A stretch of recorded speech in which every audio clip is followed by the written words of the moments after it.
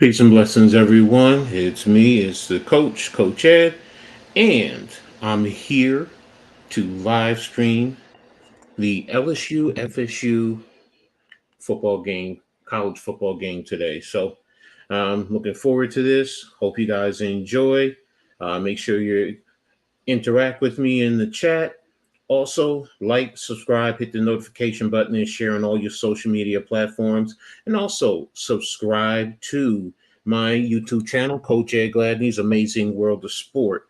Those of you looking to join the chat, join the stream, let me know, and I'll send you guys the link so you can join in with me. So, looking forward to an exciting game. I've been having a great weekend with all the great college football games. I know mostly everybody has seen the Colorado TCU game. I mean, that was amazing. So I'm hoping tonight will definitely be another great game in reference to these two great storied universities. So just sit back and let's relax and enjoy this game. If you have your drinks, I have mine here all over the place. Get your eats, and let's get ready to rumble and rock and roll. So, uh, LSU is ranked number 5 in the nation, and FSU is ranked number 8. So this is a big game for both schools as well as their conferences. LSU is in the SEC, while FSU is in the ACC. All the college realignment that's going on there. So it's a really good time. Well, not good time, but interesting time in terms of college realignment, college football, and everything associated with it. So right now we're just waiting on kickoff. They're doing a little pregame. Kirk Herbstreit is talking. So really excited for this. These are schools that I've been following for a while. Brian Kelly coming over from Notre Dame last year.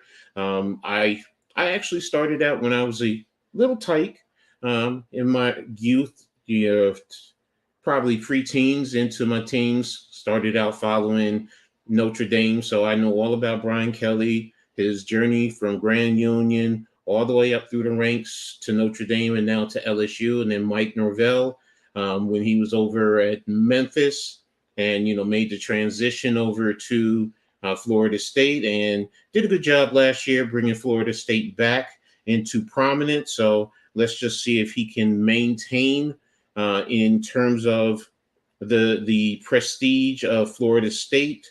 Most of us growing up, we know about Florida State, Bobby Bowden, everything wide right. Those of you who are Miami fans, you went into that. It's interesting.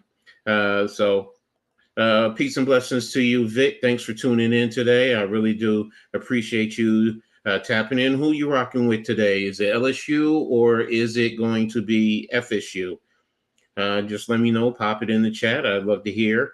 I don't have a favorite, per se. I just want to see a good game. I've watched a couple of the games today. Those of you who don't know, I'm a big Scarlet Knight fan, so I'm happy they won. But it is what it is. It's going to be an interesting season for my squad. So you're rocking with LSU, okay?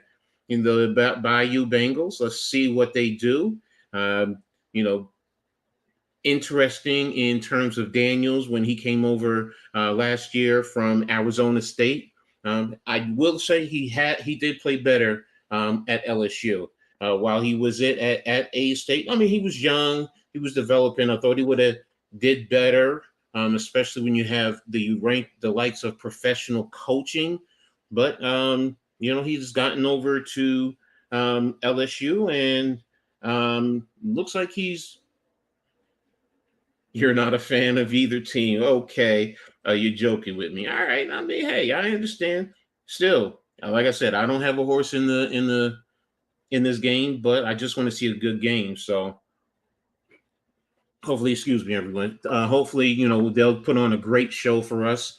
We've had some great show games, and then we've had some that were I mean, hopefully we don't have anything like Oregon. I mean, 81-7. No, I don't even like that. As a football aficionado, I don't like games like that. I really don't. I like good games.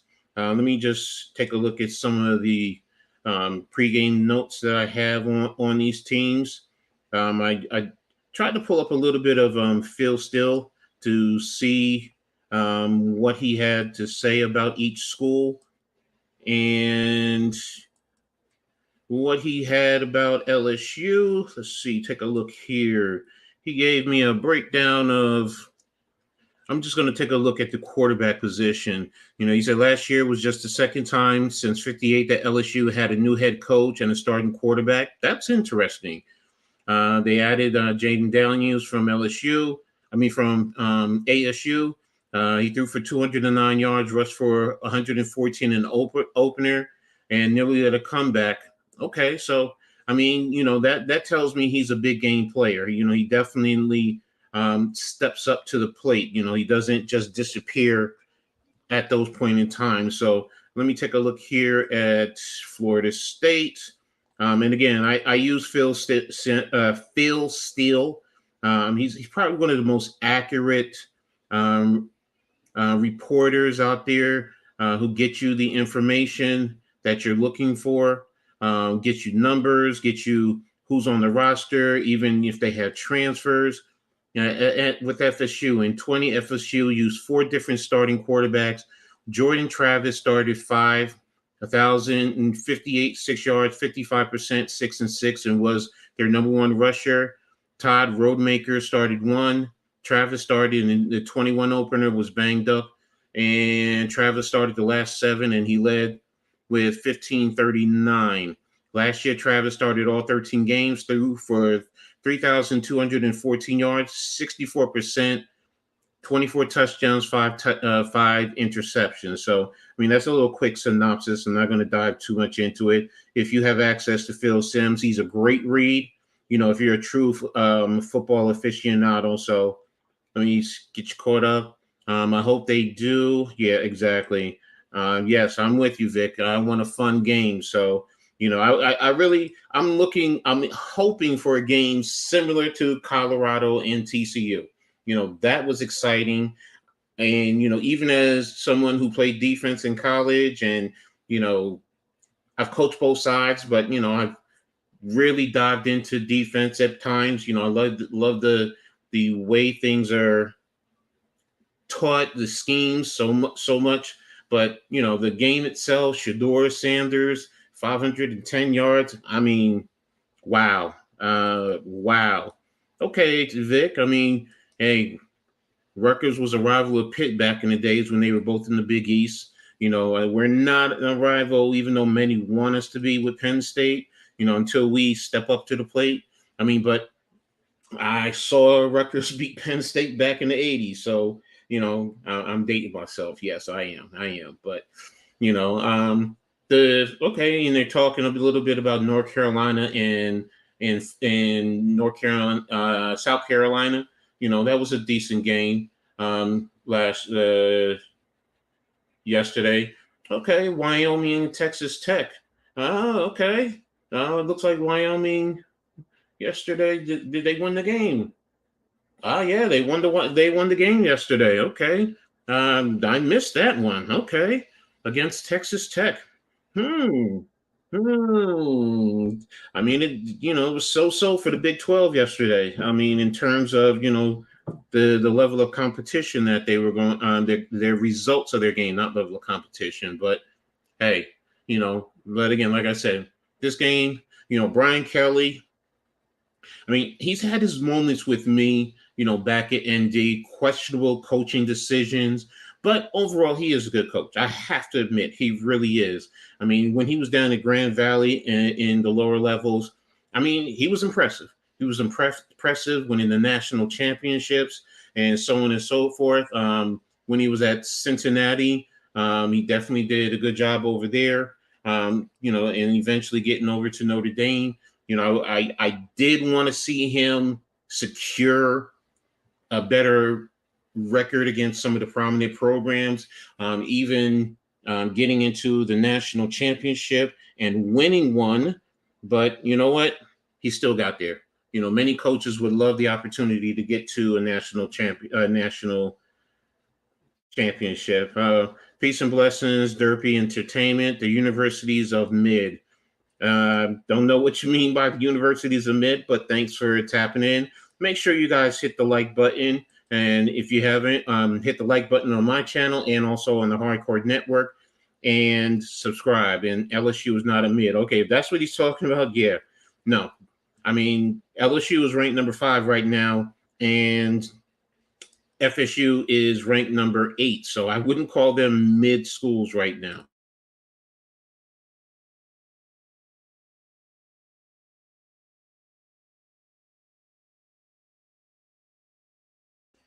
Excuse me about that. Sorry. But again, right now we're in a commercial break. I'm looking forward to kickoff. I mean, I can't really hear. I have to keep it down because I don't want to go into any issues with copywriting. I don't want them to take this program down. So, that's why I don't know if I'm believing they're going to be set for kickoff in just a minute. Without a quarterback, they are. Well, I just read up some of the news on the quarterbacks from last year. So I mean, and from what I saw about Jaden Daniels, I mean, I saw him at Arizona State, and I saw him last year with LSU, and his level of performance was definitely up there last year. I mean, it was improved. So I think he's definitely headed in the right direction. So, so don't think he's a bad quarterback. And quarterback for, let me get his name again. Sorry about that. His name just slipped my head again. The quarterback for Jordan Travis, that's his name. He was good last year. I mean, he passed for over 3,000 yards. What was it? 3,214 yards, 24 touchdowns, and 5 interceptions. So that's not a mid-level quarterback. I definitely will say there that he's a good quarterback, and you know what? They will definitely handle themselves. He will definitely handle himself. So that's kind of what I'm expecting.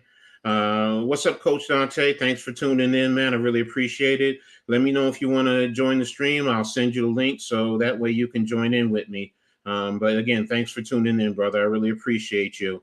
We're all looking for a great game, and I think we will. So, Dante? Who do you think is going to come away with the victory in this game? LSU or FSU? Let me know.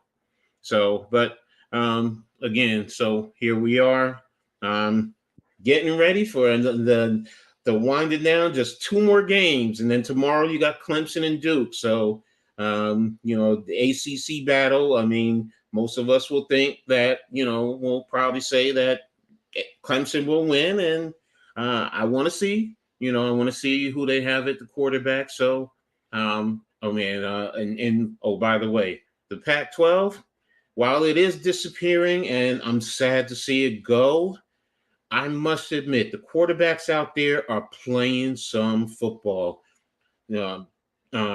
Oregon with Bo Nix, Pennick Jr. out in Washington, Caleb Williams down at SC, and now you got to throw in Shedeur Sanders. I mean, they have quarterbacks. Even Utah, I mean, their backup quarterback played very well the other day. So, I'm loving it as a college football fan. So, it's a great time for me. I just love it, and I don't care what level it is. I just love the college football altogether. And for me, it's a beautiful time, even as a Rutgers Scarlet Knight. Yes, I'm a Rutgers Scarlet Knight fan. Hey, we won today. I will take it.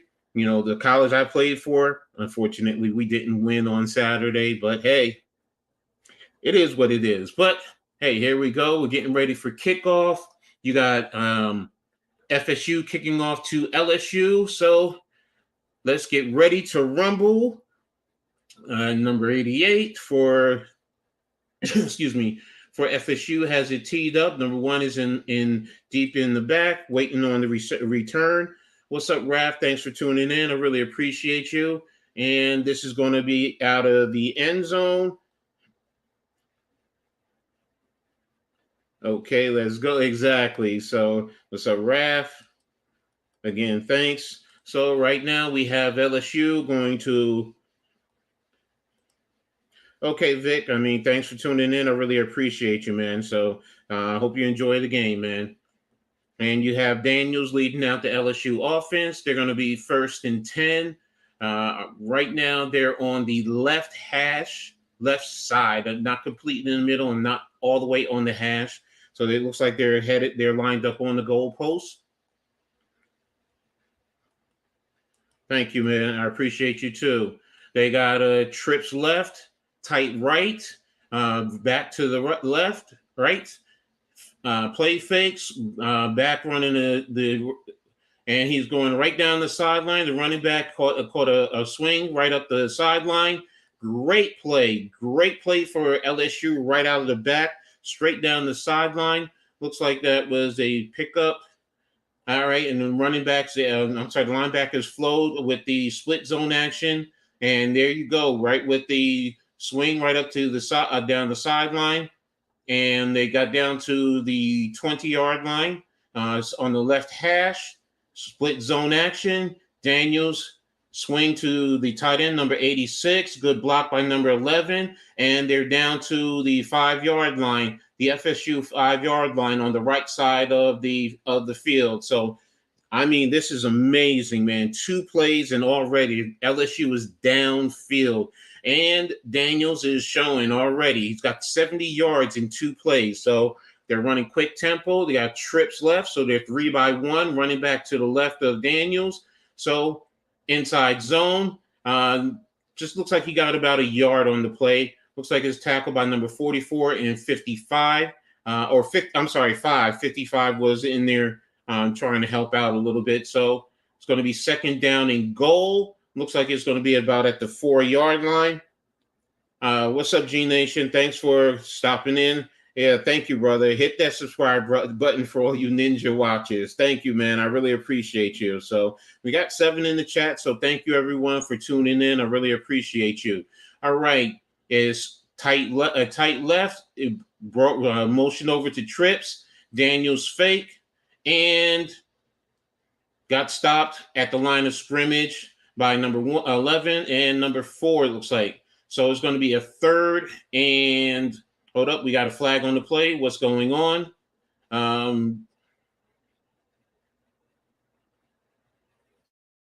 But right there, I mean, I understand what they were trying to do. They were trying to get the motion, the movement, and get the defense to flow and open up it in alley right off tackle. So right now, let's see. Personal foul. Looks like they're calling it a personal foul against number 11. Okay. That means it's going to give them an automatic 1st down. So let's see. Right now, he did split zone, kept it, and they stopped him. Good job. So where's the personal foul? I can't hear. I don't know if they called that the personal foul, but right now they're 4 to the left, to the right, motion across to the left with number 11, inside zone, and stopped for no gain. Looks like it was who's came on that backside. Number 1 came on the backside to squeeze it down and make the tackle in the backfield or at the line of scrimmage. So it's going to be 2nd and goal. Looks like it's going to be at about the 2.5. Are we at the 2.5 or at 2? So, I mean, right now it looks like FSU is really fighting them for anything up inside off tackle. So LSU has to do a better job of getting that. They're at the 1.5. So 2-by-2. Running back is to quarterback's left. He's flexing and he's bumping the tight end into a wing. So he's really strong left and going one-on-one, fade, and tried to go with the back shoulder pass to his wide receiver. But good defense by number 8 for Florida State. He needed to put that up just a little bit more. He flatlined it a little bit too much for my liking. So, but good coverage by number 8. So, and his receiver said the same thing. You got to put that up. That's exactly what he has to do. So right now they're actually now 1-4, tight to the left. They brought the running back into motion. They now put him to the left of Daniel, so they're 1-3. And here we go. What is he doing? Good pocket. And is it a catch? Incomplete out of the back of the end zone. Good job by the defense right there. I mean, they're plastered to their man. He's saying that he was inbound. So let's take a look here. No, he's completely out of bounds on that with the toe tap. So, okay, Coach Dante, I'll get you the link. Just give me 1 minute, brother. I'll get you the link. So right now they're going for it. All right, so they're 2-2 with the tight end, motion across with number 8, running back to the right of the quarterback. I wonder if they're going to flood it. If they're going to do some type of sprint action. What do we have? Do we have a timeout? So let me get Coach Dante the link.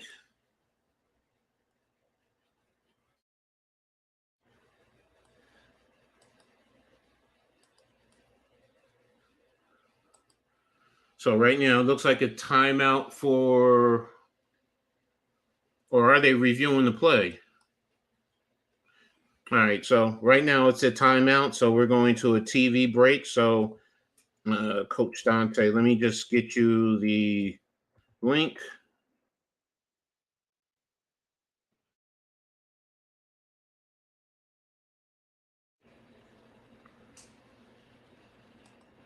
Right now, I mean, it's interesting how, for me, that we get to this point and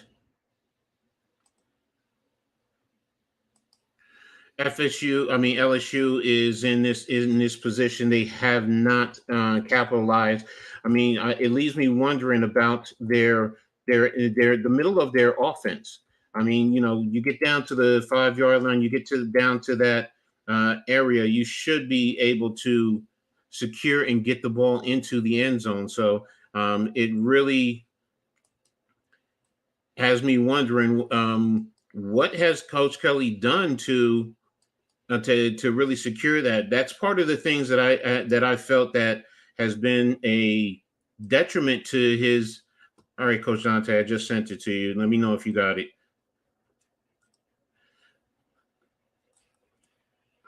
What's up, Pat? That lets me. That's one of the detriments that I felt that he had the same thing at Notre Dame, man.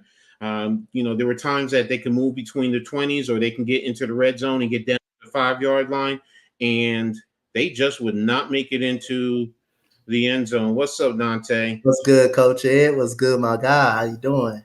All right, and yourself. You know what? I'm just gonna put the link in here. Because I'm not gonna go back and forth. I just can't go back and forth because it's I see what guys go through. It's a challenge. So Mm-hmm. but all right, here you go. Here's the link. For anybody who's looking to jump on, there you go. Just go ahead, and for everyone, just make sure, like I said, hit the like, subscribe to the Hardcore Network, to Coach Ed Gladney's Amazing World of Sport. Coach Dante, put your link in the chat so they can subscribe to you also. So subscribe to Coach Dante too. So, but what's your thoughts so far right now on this game right now, Coach? I know it got off to a rough start with Florida State, but they didn't let them in the end zone. So that's the main thing about it. Their defense dug deep. When they got to the goal line, you can question, the personal foul that I don't think it should have been called. But other than that, Florida State defense did a hell of a job, man, on that, despite what happened on the first play when nobody picked up the running back up out of the backfield on a wheel, kind of like a wheel route. But other than that, you gotta be impressed with Florida State defense for hold them down at the 1-yard line. Yeah, they got down to about the 5, but then again they get the personal foul that shouldn't have been called, but they're able to not let them get them yard. That's impressive. Yeah, that's definitely impressive. So, All right, let's see what happened right here. 2 by 2. Um, what in the world are they trying to run here? I can't. Raph, what did you say? Do I think Shadur is a better version of Charlie Ward? I mean, he had a great game. Let me say that. It's way too early to even go in that realm, because Charlie Ward is a Heisman Trophy player. I do think right now, if Colorado continues to play, now FSU has it 1st and 10. Now they went flex eyes, weak eye flex out to the running back. Good job by the defense, but a good pickup of about 5 yards. So it'll be 2nd and 5. But Raph, it's a little bit too early. But Colorado, if they continue to play like this, because what you call it, can he continue to play both ways? 110 plays? That's a lot. Plays, yep, that's a lot of Yeah. plays. So right now looks like it's what is it, 3-by-1? All right, so they did fake action. RPO rolled him to the left, and looks like it was incomplete. So we're going to go to a 3rd and 5. So, but yeah, I mean that's a lot. So, but they do to me have 2 players that as long as they continue to play at this high level, they're going to be in the conversation. It's just a matter, do they take votes from each other? So Yep. right now it's going to be 1-by-3 right far hash for FSU, running back to the left. So right now, it's leaving me to wonder: are you going to play? Are they playing man on the backside? So they're playing straight man. So are we going to go to the outside?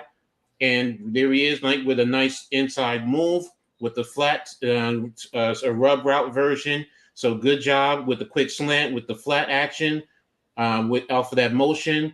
Good placement of the ball. Maybe a little bit up, a little bit more, but so he can catch and run. But yeah, good job of keeping it away from the defense. So 1st and 10. Right now we have, what is it?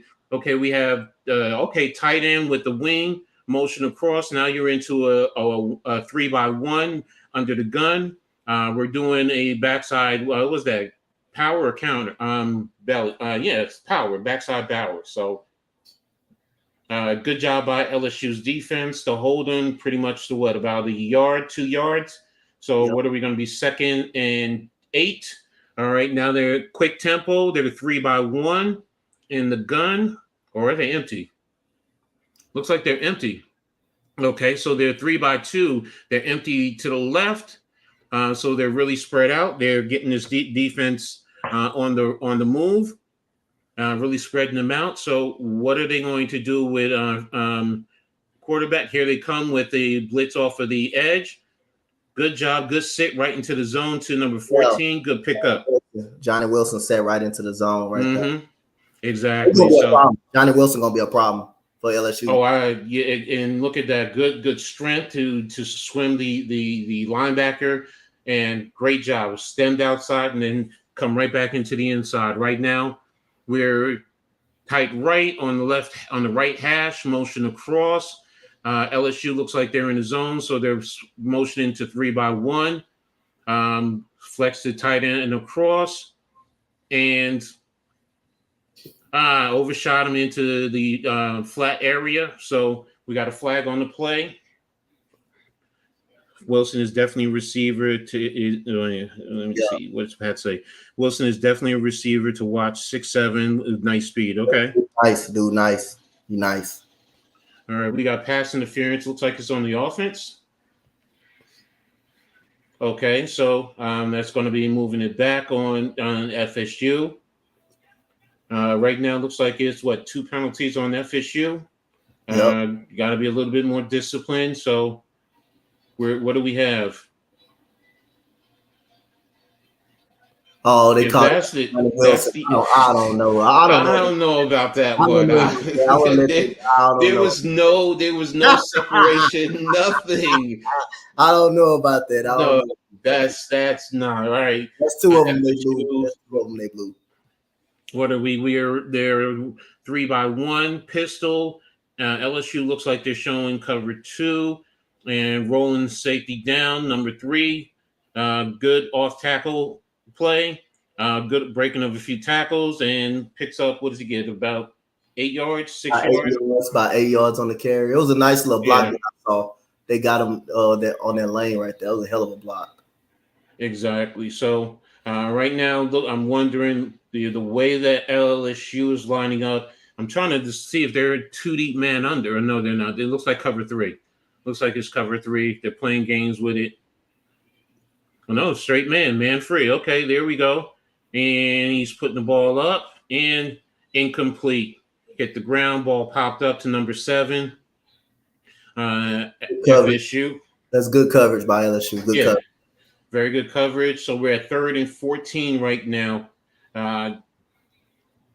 They came with 5. LSU, good pressure, good escapability, and he just got to squeeze that. He has to squeeze that. He let that through his hands.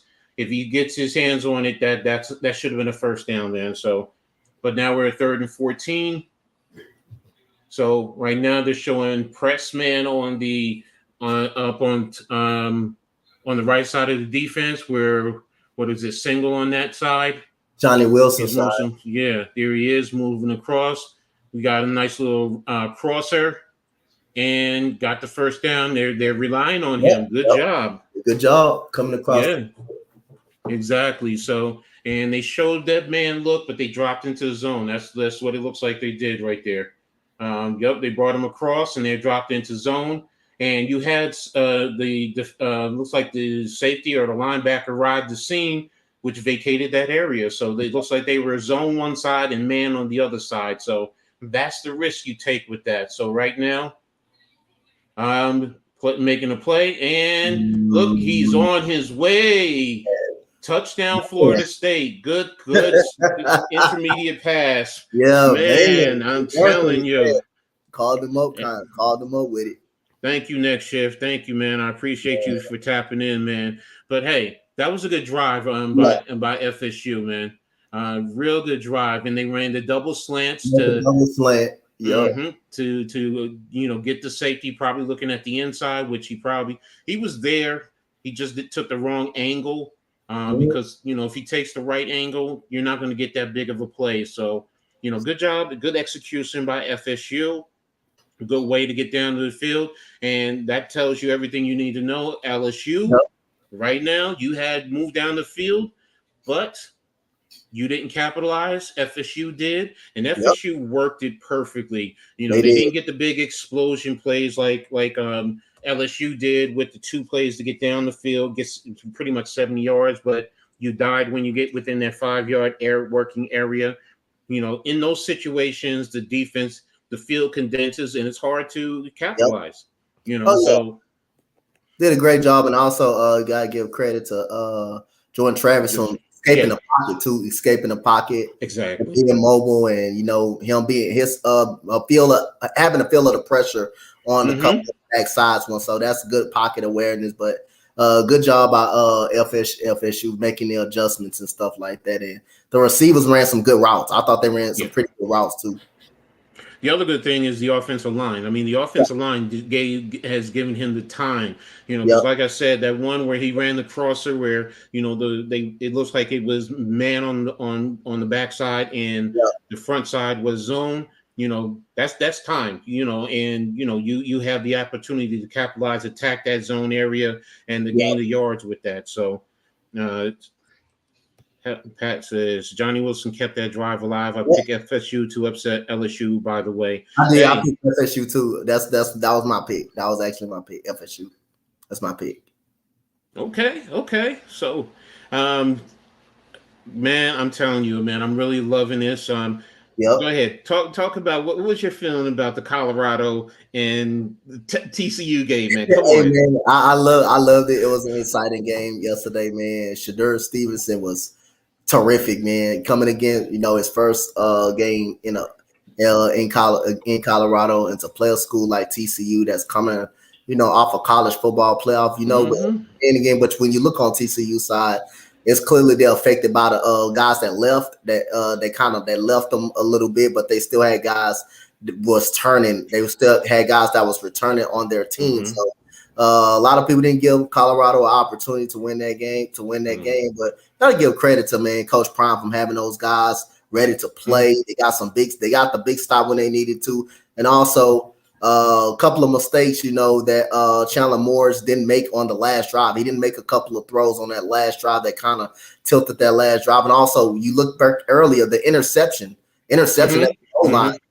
CU that played a part in it. They had a missed field goal also. They had a missed field goal in the game also that played a part in. But you got to give credit to those guys. That offense right now, as a game one, looks pretty good, man. Those have 3 receivers over 100 yards, and Edwards making a play out of the backfield. Man, that's pretty good. Shador Sanders looks solid, looks good, really good against TCU. He picked that defense apart.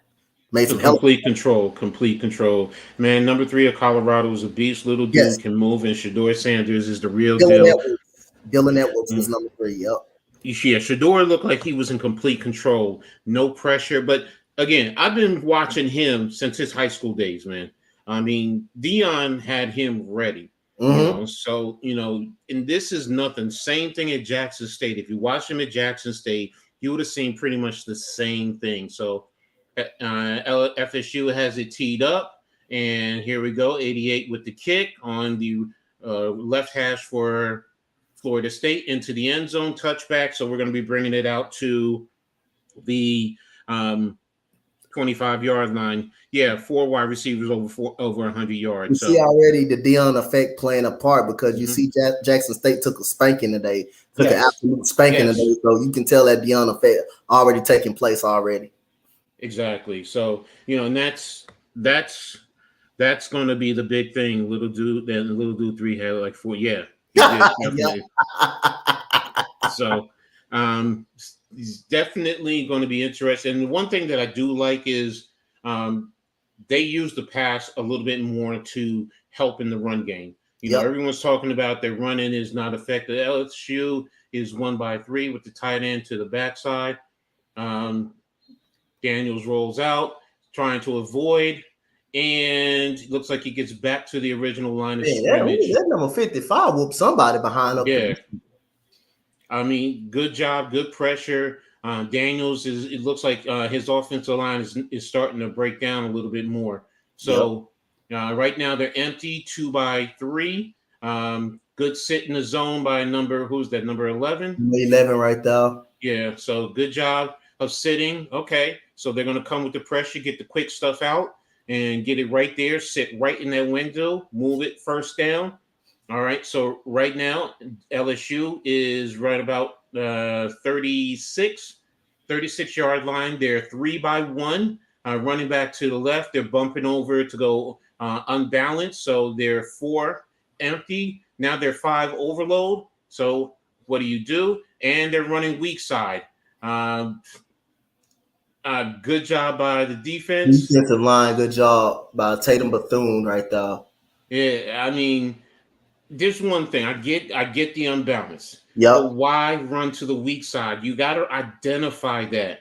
If they have you outnumbered over there, it doesn't make sense to run over there.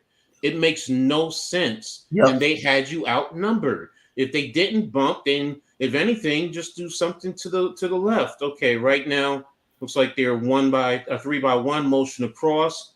Number 1 to the flat inside zone to the running back.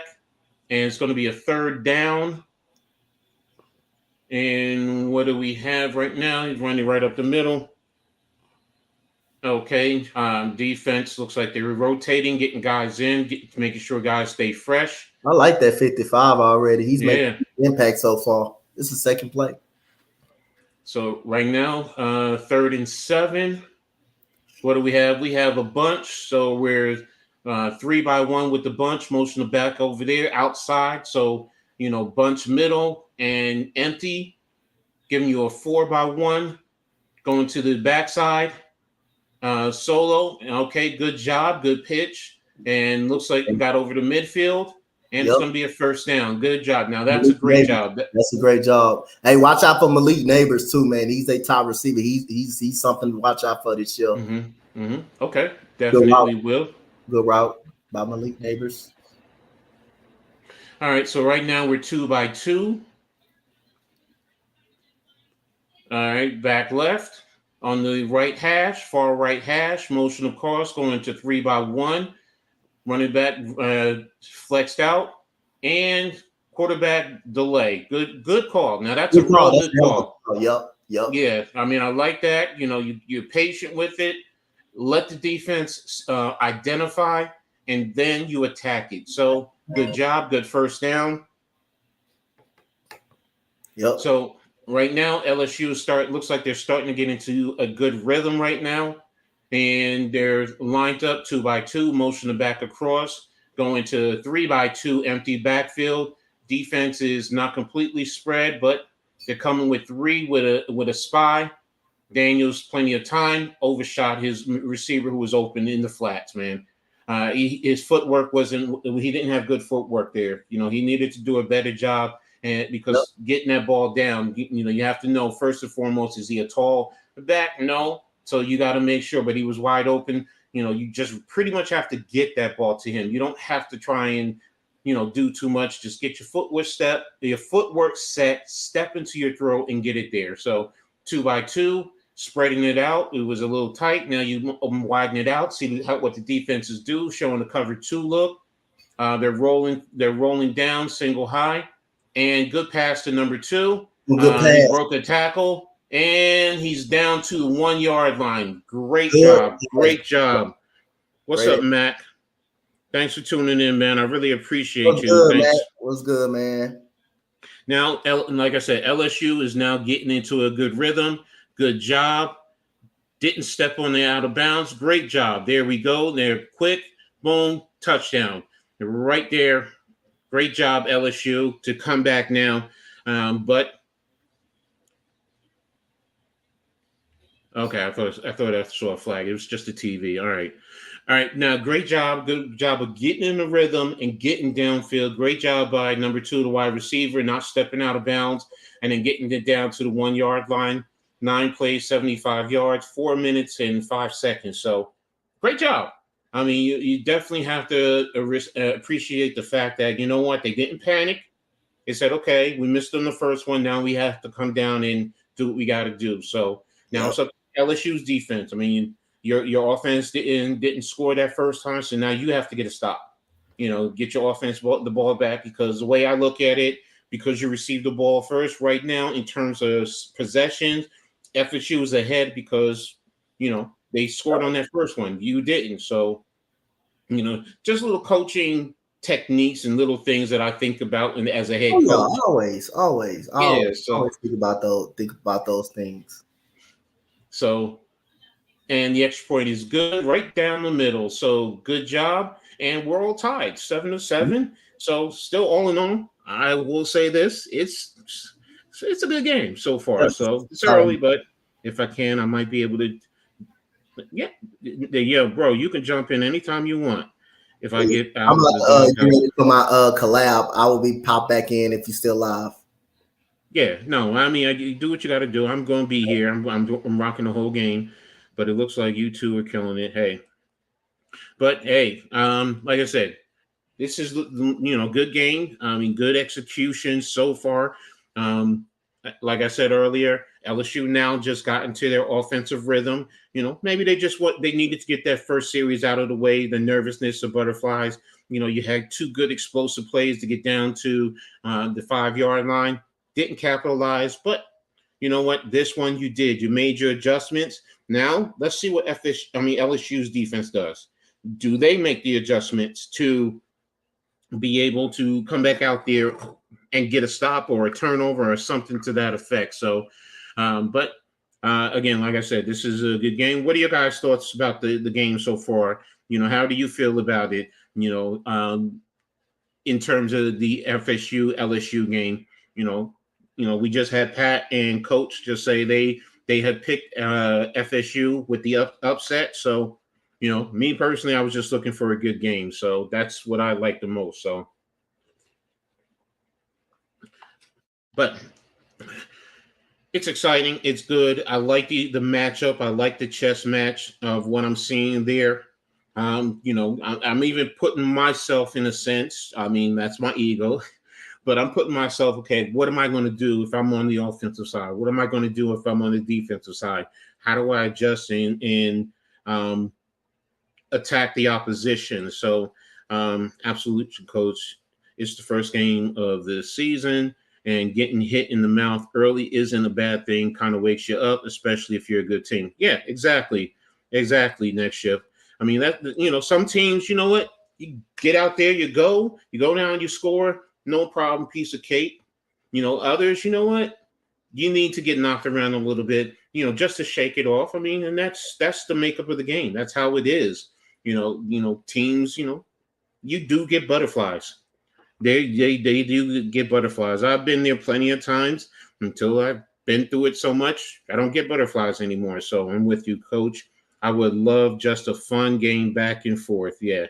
So to be honest with you, that's I'm like that. I mean, look, if we get defensive stops and then offense drives down scores, I'm not looking for an 81 point game. I'll be honest, but if you get in the 20s into the 30s, maybe pushing the 40s, I'm cool with that. I'm cool. I know that's today's game. It's not like when I played, 17 points, 17-20 is a good game, but right now I'm seeing what Norville and Kelly are doing as far as a coaching staff, how they're setting it up. They've done a great job of scouting. That's the other thing. They're identifying what the other does and how to attack, their weaknesses and overcome, their strengths. So I definitely like it. So right now, you have the ball teed up and it just came back from commercial break. So LSU looks like they're ready to kick off.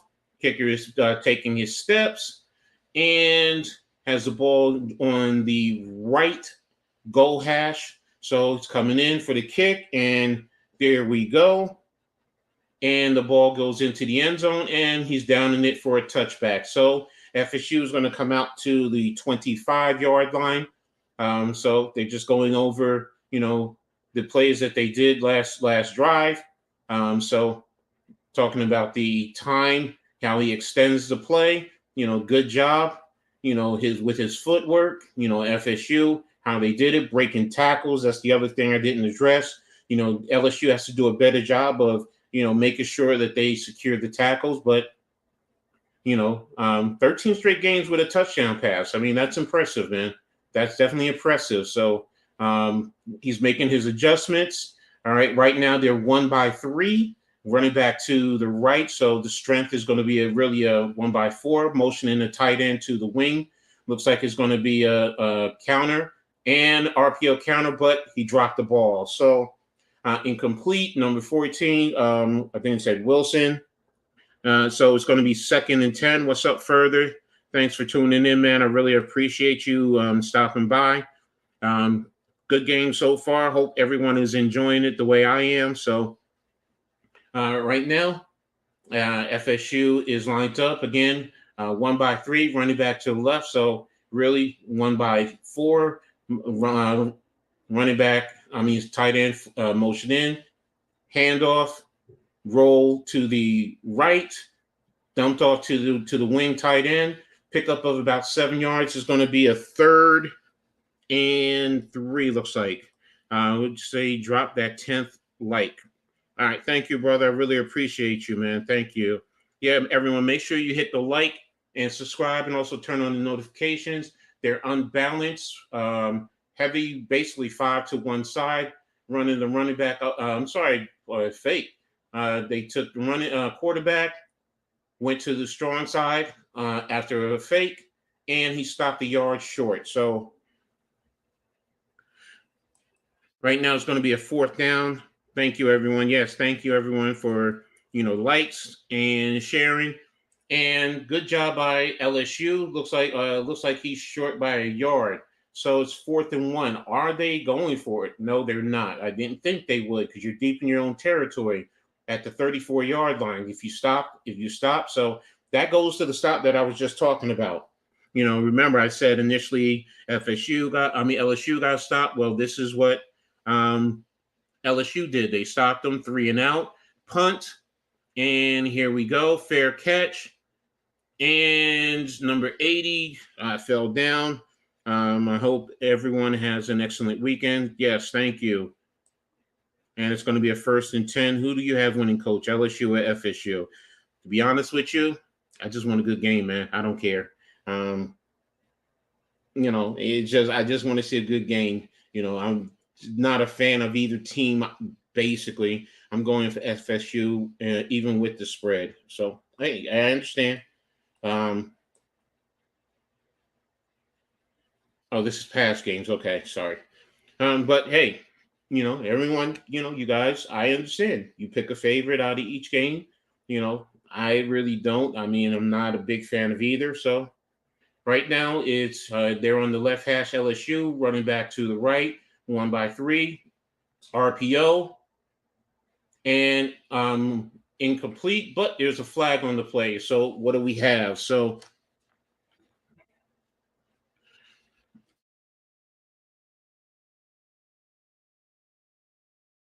pass interference on the defense. So is this going to be a 15-yard? It looks like it was short, so it's going to be probably a spot foul.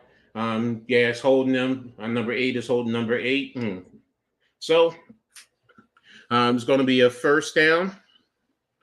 And here you go. Well, I figure I know why you're going with FSU. That's the ACC thing. Tomorrow got Duke and Clemson. Duke, I can't wait.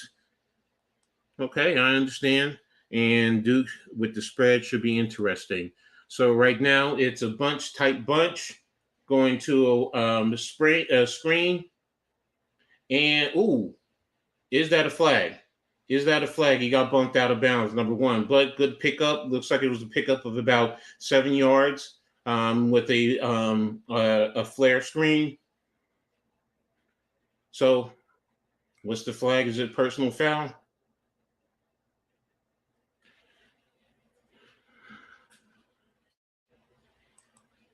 Yeah, I know further. You're hokey. So we'll see you in 2 weeks, man. So, but I kind of figure that's why you're going to FSU. So, but all right, what are we talking about? That's why I just want to know is it I thought it was a flag. He hit him out of bounds. Should be a personal foul, right?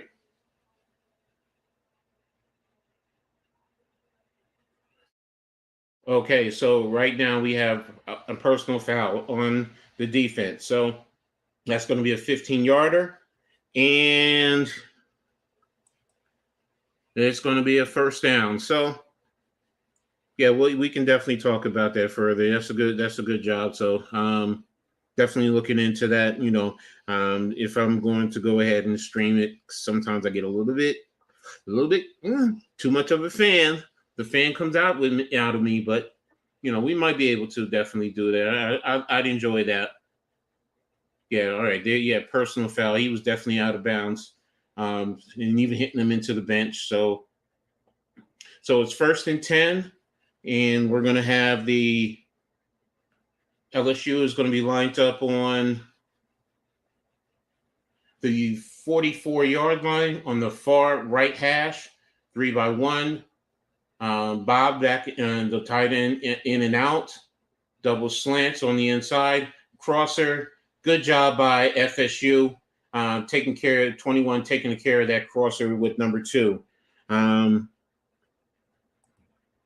and you face Mitch's. Yeah, I know. Right after you.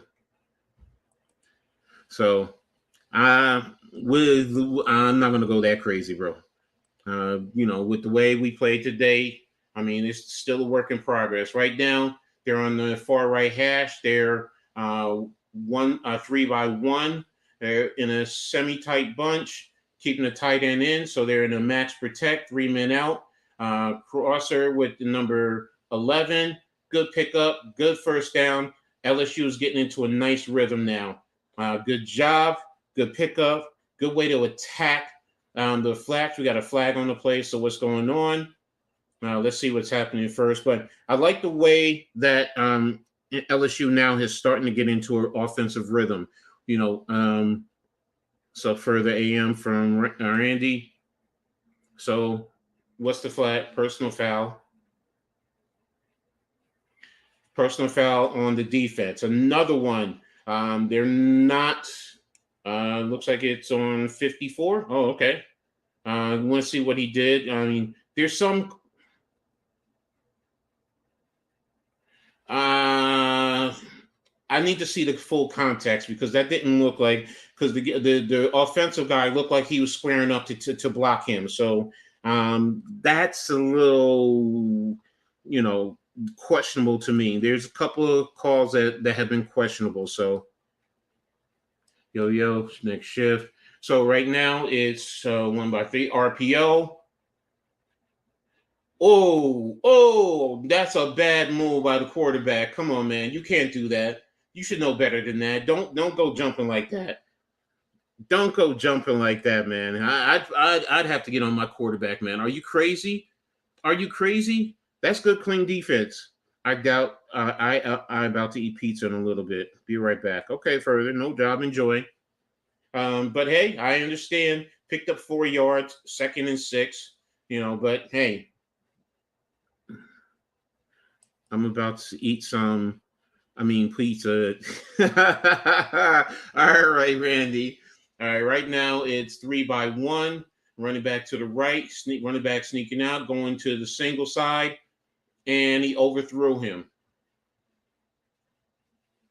So, and that's the end of the first quarter. So, good job by both teams. Like I said, I'm really liking this. This is a good game. This is turning out to be a very good game. So, how do you guys feel about this? Do you think this is a good game too? So, but like I said, I keep saying LSU's getting into that rhythm. They're getting comfortable. FSU, what's hurting them right now? One of the biggest things for me is their penalties.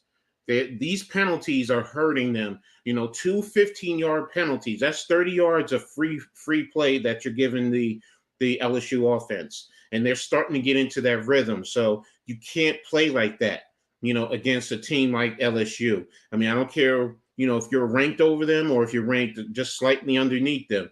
That's free play opportunity for that team themselves. And as you see, they're getting into the rhythm. Started out first series, 2 explosive plays, but you stopped them. Now, look what you're doing. You're basically giving them, excuse me, you're basically giving them the opportunity to get comfortable and drive down the field. And that's what you don't want to do. You want to make things difficult for them. You just don't want to make it easy. And they're getting into that position. Now, you can overcome that. Just be mentally focused, be a little bit more aggressive. Their offensive line is breaking down on occasion. Just keep your quarterback in the pocket and squeeze it down. And you could take their rhythm away from them and cause them to become a little bit more frustrated. But they've also flipped the field in a sense. So even if you stop them, if you do, they're going to try and pin you deep. Best case scenario for you, you'll come out to the 20, okay, which is fine. But if not, if they can pin you deep, then it's going to be a challenge. I don't want to say challenge. It's just going to make it tougher for you offensively. So right now, if I'm FSU, I'm seriously hoping that I can get in position to cause a turnover and take away the momentum that they have begun to generate. Right now, their running game, neither team's running game for the most part has really sparked a lot. They're more trying to hit you with the passing game, a couple of RPOs, a run here or there, but nothing too big that could say, okay, they're getting into a rhythm. They're running. Because when they continue to run, then that makes it a little bit harder for you. But when they're in this mode, okay, if you can get to the quarterback, then you can make it a little bit difficult for them. Put them behind the sticks. And if you can put them behind the sticks, then it makes it a little bit easier for you to get after the quarterback and change the rhythm and the tenor of the game. So, but overall, offensively, both teams are moving up and down the field. They are, just some key little mistakes they got to clean up. FSU defensively in terms of the penalties. And when you have the opportunity, you got to definitely capitalize offensively. And then for LSU on that first series, come on, you have to score that touchdown. You can't get stopped at the 5 yard line or within the 5 yard line. You have to say, you know what, that's money. That should be a touchdown. Worst case scenario, you should be up by 7 right now. You know, that's how I look at it as a coach. I'm saying we lost that opportunity, but we both got to stop. So we're even in terms of that. So right now, if I'm LSU, I want to get one more stop. I want to score here and then get another stop. So that way I stay ahead of the game and I can stay ahead of FSU. And conversely, for FSU, you want to get them off the field or you want to get that turnover, like I said earlier. Get that turnover, take away that momentum, and then you guys then create the momentum and move down the field the other way. But we're coming back right now. LSU is on the far right hash, 3rd and 7. 12 of 22 offensive plays in FSU territory, so that's telling you that they're moving the ball. They just have to capitalize. They're 3-by-1, running back to the right, showing a cover 2 look. Looks like it's a man. Yes, it's a man because they're moving in that regard. And they hit him with the running back delay. Running back off tackle. Looks like it was a power play. And did they get the first down? They're 4th and 1. So they had it predetermined that no matter what, if they didn't get it, they were going to go for it again on 4th down. It's 4th and 1. Now you may question, take the points, coach, but that's not Brian Kelly. Brian Kelly is a gambler. He's going to a lot of times go for it. Now, is he just trying to see if he can get the freebie and get the defense to jump off sides? Let's see. Defense is lined up. They're unbalanced. Okay, they're going for it. And no go. And they ran it to the weak side. They ran to the open side. They ran it to the uncovered side, and you're outnumbered on that side. I don't understand why offenses do that. You have to read the numbers. You have 2 guys over there, and you literally have 4 guys. You have bad job. Missed block by the right tackle. Missed block. Terrible job by LSU on there, and they get stopped again. Yeah, ex-Notre Dame coach. And this is some of the things that I hated about Brian Kelly when he was with Notre Dame. Because, yeah, he's a gambler. I get it. Be aggressive. But you don't, in terms of the context of the game, you don't put your team in the best position. So FSU takes over. 1st and 10 at the 15, far left hash. Looks like it's 1-by-3, pistol formation. And there it is, out to the flat to number 84. Got cracked. Pickup of 2 yards on the play. I mean, he's lucky to have gotten that. So you miss Ed Ogeron. I've never heard anyone say that. I think LSU made the bad decision of firing Ogeron. Well, he was, that could be debated further. Because it looked like he was losing it. So they're 3-by-1, motioning the tight end in. Running back toss to the right, pulling the tight end. The offensive lineman. And free man made the tackle. Running back has to do a better job of making them miss that one. 3rd down. So LSU right now, they're trying to hold them to keep them to a short punt. To a punt. And this way they can't flip the field. But here we go. Right now we're lining up. FSU is lining up. 3rd and 5, and they're on the far hash, double tights, 3-by-1, motioning 4 across. LSU looks like they're in a zone. So right now, what are we doing? Good job by the offensive line. And number 9 slipped in right behind the linebackers. So, and there you go. Looks like it's pickup of about 7-8 yards, and it's a 1st down. So, number 8. Yeah, good job. Good pickup. So, and yeah, it's about pickup of the 8, 1st and 10. Left hash at the 28-yard line. They're in 1-by-4. Move the running back across. And there we go. We're running it to the strong side. Finally, they're running a player to the strong side, which is what I've been calling for. You picked up of about 3 yards, but hey, You still ran to the strong side, which is exactly what I was expecting them and thinking they should do. Let's go, FSU. Thanks for tuning in, Philly Sports Rap, man. Great job today with your show. You guys were hilarious, but I appreciated it. So, all right, FSU won by 3. Pistol formation, motion across. LSU looks like they're in the zone. Are they going to do a fire zone? Are they doing a fire zone? They're sugaring. They're sugaring. Looks like they have an overhang on the right. Here we go. Pistol. Yep, they had the fire zone. They had the fire zone. But why didn't they? All right, good job. They still stopped them. All right, so all right. I will say this one thing off of that. I want to see that again because it looks like the hang came and went right for the back. Because if that's the case, quarterback should have kept that ball.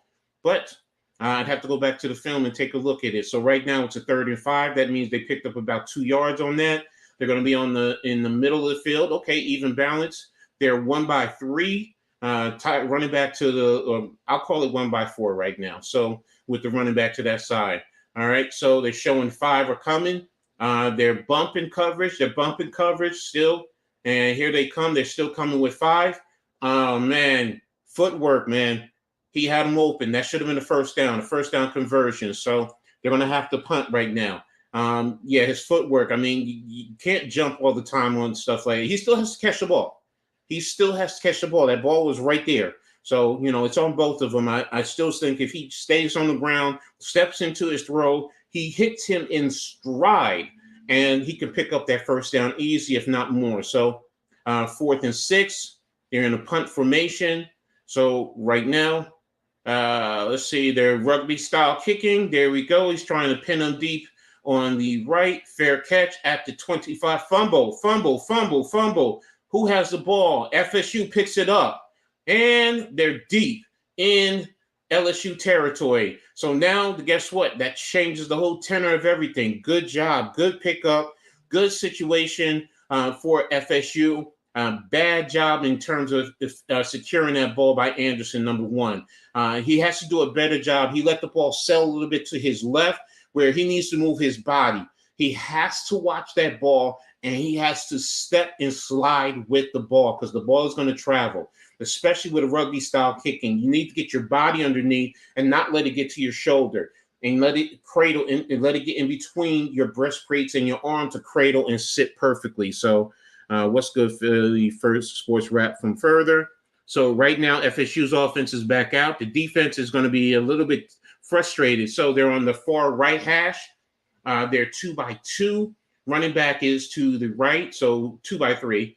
But move them over 3 by 2, and it's going to be an interception. They were trying to hit some type of a screen. Bad decision by the quarterback. Put that ball in the ground. Just put that ball in the ground. That's some of the things, some of the most basic things you need to understand. You can read that. You can read exactly what they were doing. Yes, they're coming hot off the corner, but you think it's one. If you see that they're coming hot off the corner and leaving one over there, somebody is flying over there. Just put that ball in the ground. That's all you have to do. Johnny Wilson can't be dropping easy balls. No, you're right about that. This is crazy. Yeah, it is. But it's exciting. But as a coach, it's frustrating for me for me as a coach. But hey, right now, LSU is on the far right hash marks. They're showing 2 by 2 with the skills on the outside, and they're motioning across. Running back was to the right, tight end to the flat, and bobble the catch. And what happened? It just went green for a second. Did he catch it? Incomplete pass. Okay, 2nd and 10. What up further, AM? LSU gets the ball back. Yeah, you're right, further. All right, so right now they're 3 by 2, running back to the left, single on the right. Are they unbalanced? Yes, they're motioning across, and they're taking the quarterback and they're rolling him. Good pressure. I mean, good. Yes, good chase and followed by the defense, but they ran him out of bounds. Pickup of about 8, 9 yards, third down. So good job, good way of putting yourself in the short yardage. You're going to be on the left hash mark, so you can do a great job of an RPO. You can still run inside zone if you trust your offensive line to get movement. You can even do sprint action where the quarterback, you can give him a three-way option, whether it's deep, flat, or himself to go. So it looks like it's 2x2, motion across, bringing him back and running back to that side. Running back is headed to the flat. Quarterback ball is tipped in the air and it's incomplete. So, man, this is exciting, man. The quarterbacks, I mean, they started out hot, but now some of their decisions are they need to be fine-tuned a little bit. Offensive line needs to do a better job of blocking. You can't let this man get inside of you. You have to secure him, keep him down on the ground so he doesn't block that pass. But fourth down, 4th and 2. Let's see what LSU is going to do. Oh, yeah, they're at the 34-yard line, so they're going to punt. FSU, are they coming? They look like they're coming. They have 8, 9 up, and they're dropping to cover. And let's see. Return man is just letting that ball bounce. And it's rolling and rolling, and it's rolling, and it's rolling down to the 1-yard line. Excellent, phenomenal punt. Returner, man, I get it. You got to get away, but had to do a better job of identifying what's happening with the punt, reading the punt. Yes, you don't want to run too far up and bobble the pass, but, look, you can't let the ball roll like that. You just can't. And you have to be in better position. So I want to know, is it the coaching? Did they tell him to stay back deep like that? And if that's so, then it's not completely on him. But in the same token, sometimes that ball is rolling like that. If you can, and it's rolling to you, just fall right on the ball. Fall, cradle it like it's a fumble drill. Don't let it roll down to the 1-yard line, because it looks like that ball rolled about a good 15 yards. So that's a tough one right now. So you're putting your offense in a very, very difficult situation. So, but for conversely, the other side of the ball, that's exactly what you want. You want to keep them down there, flip the field. No matter what you're trying to keep them down there. You're trying to get that turnover. And if they do have to punt, if they have to punt out of the end zone, you can possibly go for a block, but a good return. But worst case scenario, get the ball around the midfield, so that way you don't allow them to flip the field. So great job. So again, this game is good. This is definitely a good game. I'm appreciating it. This is what I love about college football. Just everything that we're seeing here. With the coaching, the playmaking. Even some of the mistakes. This is what I definitely love about this. So everyone, please make sure you hit the like button. Subscribe to the Hardcore Network. Subscribe to Coach Ed's Amazing World of Sports. Share on all your social medias. Make sure you also hit the notification so you always know when content is put up. So hope you are well, Philly Sports Rap, man. So we got 10 in the chat. So great job, man. I really appreciate you guys. Thank you guys for tuning in. I hope I'm doing a great job for you guys. If you're learning something, great. If you have questions, don't think you can't ask me. I'm going to try and get to you guys and answer all your questions as much as I can between watching the game and staying on top of the chat. So, but hey, I'm loving it. 18 in the chat. So make sure you guys hit that like button. All right. Share. Let's keep it going, man. But hey, I really appreciate you guys. And this is a great game, man. This is another great college football game. This is what I love, especially when you have two top level programs, number 5 and number 8. In the rankings, in the AP rankings. So, but we're about ready to come back from the commercial break and talking about Derek Anderson with the flyover. Salute to the flyover. Thank you for all their support. I'm a military brat myself, so salute to my family, my pops, my moms. Thank you. So, but we're coming back from the commercial break. Okay, what's going on? He's trying to hold up something. What happened? Oh, are they going to review it? Did it hit? Oh, I can't tell. I can't tell. Okay, yeah, we have to review this. We definitely have to review this. We definitely have to see. I mean, why they didn't do it with the commercial break? So let's see what happens. I can't hear what he's saying. You guys can probably hear more than I can. So I guess he didn't touch it. So looks like because he's pointing down. Did he touch it? Okay, no, he doesn't look like he touched it there. No, it doesn't look like he touched it there. Good job with keeping away. Great job. So, okay, so FSU is going to have the ball right now at their looks what about their 1 yard line? Yeah, at the 1 yard line. 1st and 10. All right, they come out with what is that? 12 personnel. Are they in 12s right now? They're in 13. So they have the 3 tight ends motion across, inside zone to the running back, pickup of about 1 yard. And offensive line, definitely has to do a better job of getting a push. But that's exactly what I expect. The most basic play is the inside zone, other than from the shotgun, unless you want to do quarterback under the gun. So right now it's going to be 2nd and about 9. And they gave him 2 yards, 2nd and 8. So FSU is lining up. Looks like they're in 12 personnel, 2 tight right, left, 2 wide right, running back to the right, quarterback sprint action to the flat to number 4, quick, simple. Good job getting some spacing. So good job by FSU, and they're attacking the flats. I would have loved him to stay on the feet a little bit more. Maybe we can just squeeze a little bit more, but that was a pickup of 4, so it's 3rd and 18.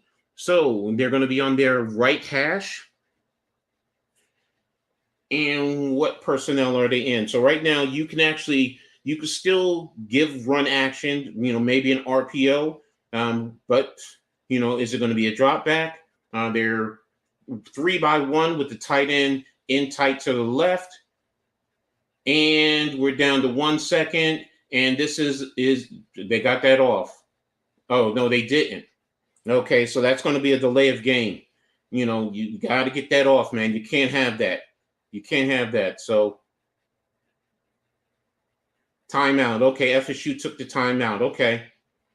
All right, that's smart. Yeah, coaching, you have to see that. You have to identify that. Don't want to lose those yards and make it a 3rd and 9. So, but yeah, right now it's a matter of what do you think? What do you want to do? So, if I'm LSU, you've been getting to them with some type of fire zone concept. Some type of movement, getting the defensive line to move, and then coming hot off the edge, and even dropping one of the edge guys into coverage, forcing the quarterback to hold the ball just a little bit. So, are you going to go ahead and do that as far as the defense? Are you going to play straight coverage? Are you going to play man free? What are you going to do? Personally, if it's me, I'm playing single high, and I'm bringing somebody on. I'm bringing someone to get after the quarterback. Now, everyone has to stay in their rush lanes. Keep that quarterback in the pocket, because right now, even if we sack him, I want them punting from deep. Now if you can get him to get pressure and get the ball out quickly, and you can get a turnover, that's the best case scenario. Some type of a turnover and the score on the short field defensively, that's the first thing I want to do. But this basic scenario is I want them to keep the quarterback in the pocket. I don't want him getting to the outside to stress my defense, and I want to collapse the pocket on him, and I want to force them to punt. And if we can force them to punt, get the ball out to midfield, maybe we can get a nice little return, if not a score. That's exactly what I'm thinking about if I'm LSU. If I'm FSU, right now, 3rd and 4, do I clear out on the outside and have somebody on the inside slide, or the tight end attack the flats, some type of angle route to the first down? that might be one of the things that I think about as far as offensively, how I'm looking to attack the defense. So those are some of the things that I'm going to be looking for right now. How does each attack the other? So it's a really great chess match, and I love it. That's some of the things that I love about coaching, and I love about games like this, man. Make me work, make me compete. I want to compete against good talent. So, and this is a good game, and that you're seeing good talent. I'm seeing some fairly decent coaching. I mean, I have some questions about Brian Kelly, and they're going unbalanced, but they're running to the weak side. But other than that, I think they're doing a good job in terms of their offense. Defensively, I have no complaints overall from either team, other than some missed tackles. I mean, coaching, you're putting their guys in the right position. They just have to execute. That's really what it boils down to defensively. So, all right, so right now we're coming back from commercial, just going through all the national championships. Each has won. Respect to them in terms of that. Charlie Ward, great job on what he's done. So, and who's going to be hoisting the trophy this year? Some are saying Georgia. Some are starting to think Alabama. So right now we're empty formation from the 7-yard line. You're 3-by-2. They're showing that they're coming. Are they going to come? Are they going to come? Are they going to drop into coverage? What are you going to do? Motion across, stacking on the other side. They're playing coverage. They're playing coverage. And he's putting the ball up, and just as I said, you want to get the pressure. Now they did let him get out of the pocket, but you got to secure that pass, man. Defensively, you got to secure that pass. But now, okay, you didn't, so now they have to kick from deep in their own end zone. So, which is fine. They played coverage. They played some type of a coverage. He was trying to get it to the man in the middle. Bad decision, man. Just take the sack. In worst case scenario. Just take the sack. Don't throw like that. So, but right now, 4th down. And you know what, guys? Let's protect. No rugby style kick, coach. Just kick it away. Get it 1-2. I question that, but hey, they didn't bring it. So kicked it across his body, right to midfield, which is what I was talking about earlier. So good turn. So LSU, good job. So now you want to work in 7:49 left in the half. LSU, personally speaking, I want the touchdown, but you got to work at least to get in field goal range. Right now, you want to get into field goal range because you started with the ball first, so you want to be up at least going into halftime because FSU gets the ball to start the second half. So don't want to be even.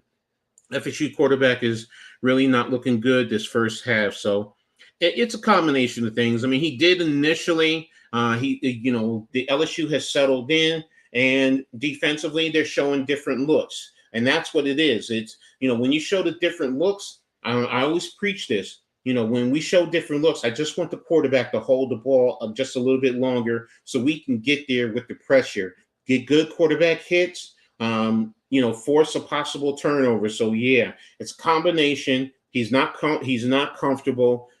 So which is what you want to do. You don't want to always sit back and let him drive down the field because the first series, that's pretty much what they did. But right now, it's up to the coaching staff to identify, what do we have to do? Yes, they're moving him on occasion. When they move him, get to the flats. But, the thing that gets me with him is his footwork.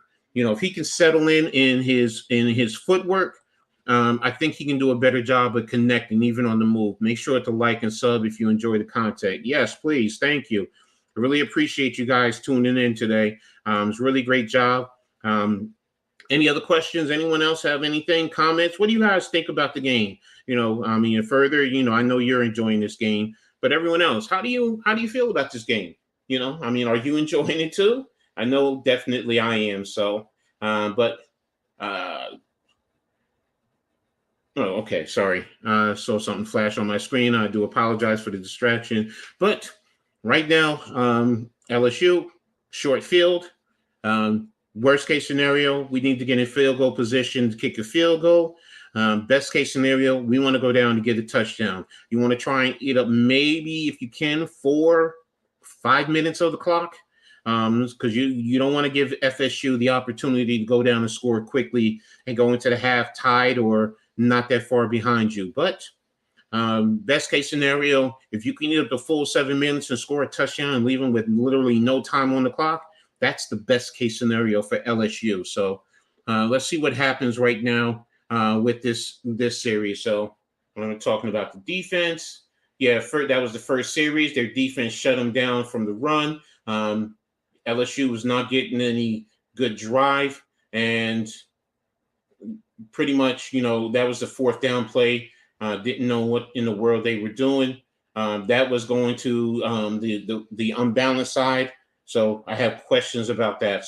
But here we go. FSU is showing a too high. LSU 2-2. Running back looks like he's quarterback draw. Good job. The middle was wide open. Daniels with the move. Look at he's going, and he's down to about the 11-yard line. Good pickup of about 39 yards. FSU, I don't know what in the world you were thinking there. I don't know what you were doing. Why are you just number 5 missed? I mean, okay. Good job. Good pickup by the offensive line then. That was a good job by the offensive line to pick that up. So 2-2.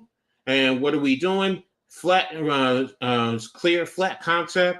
That's what I call a hammer route. That's where you have the outside clearing and the inside guy just running some type of an outcut. And you pick up pretty much good, 7 yards? Yeah, 2nd and 7.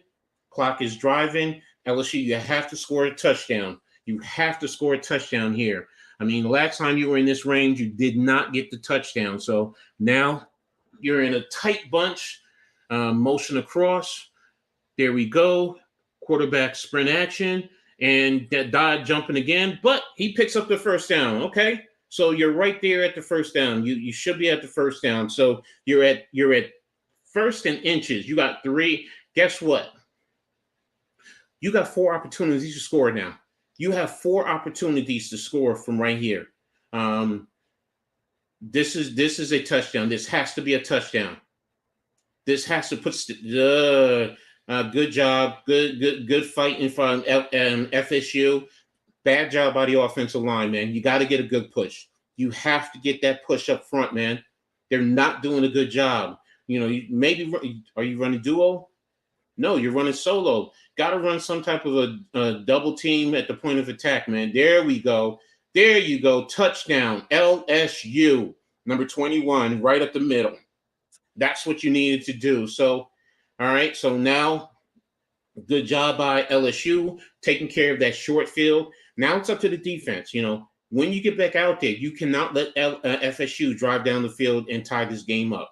So good job taking care of the double team and then coming off to the Mike linebacker. Great job. That's exactly what you do. And I will say one thing for FSU. They tried to undercut the offensive line to not allow them to get to the second level so that linebacker could stay clean, but you didn't do a good job. You did not do a good job. So needs to work on that in practice in the future. So good job. The extra point is good. LSU is up 14-7. So great job. Great execution.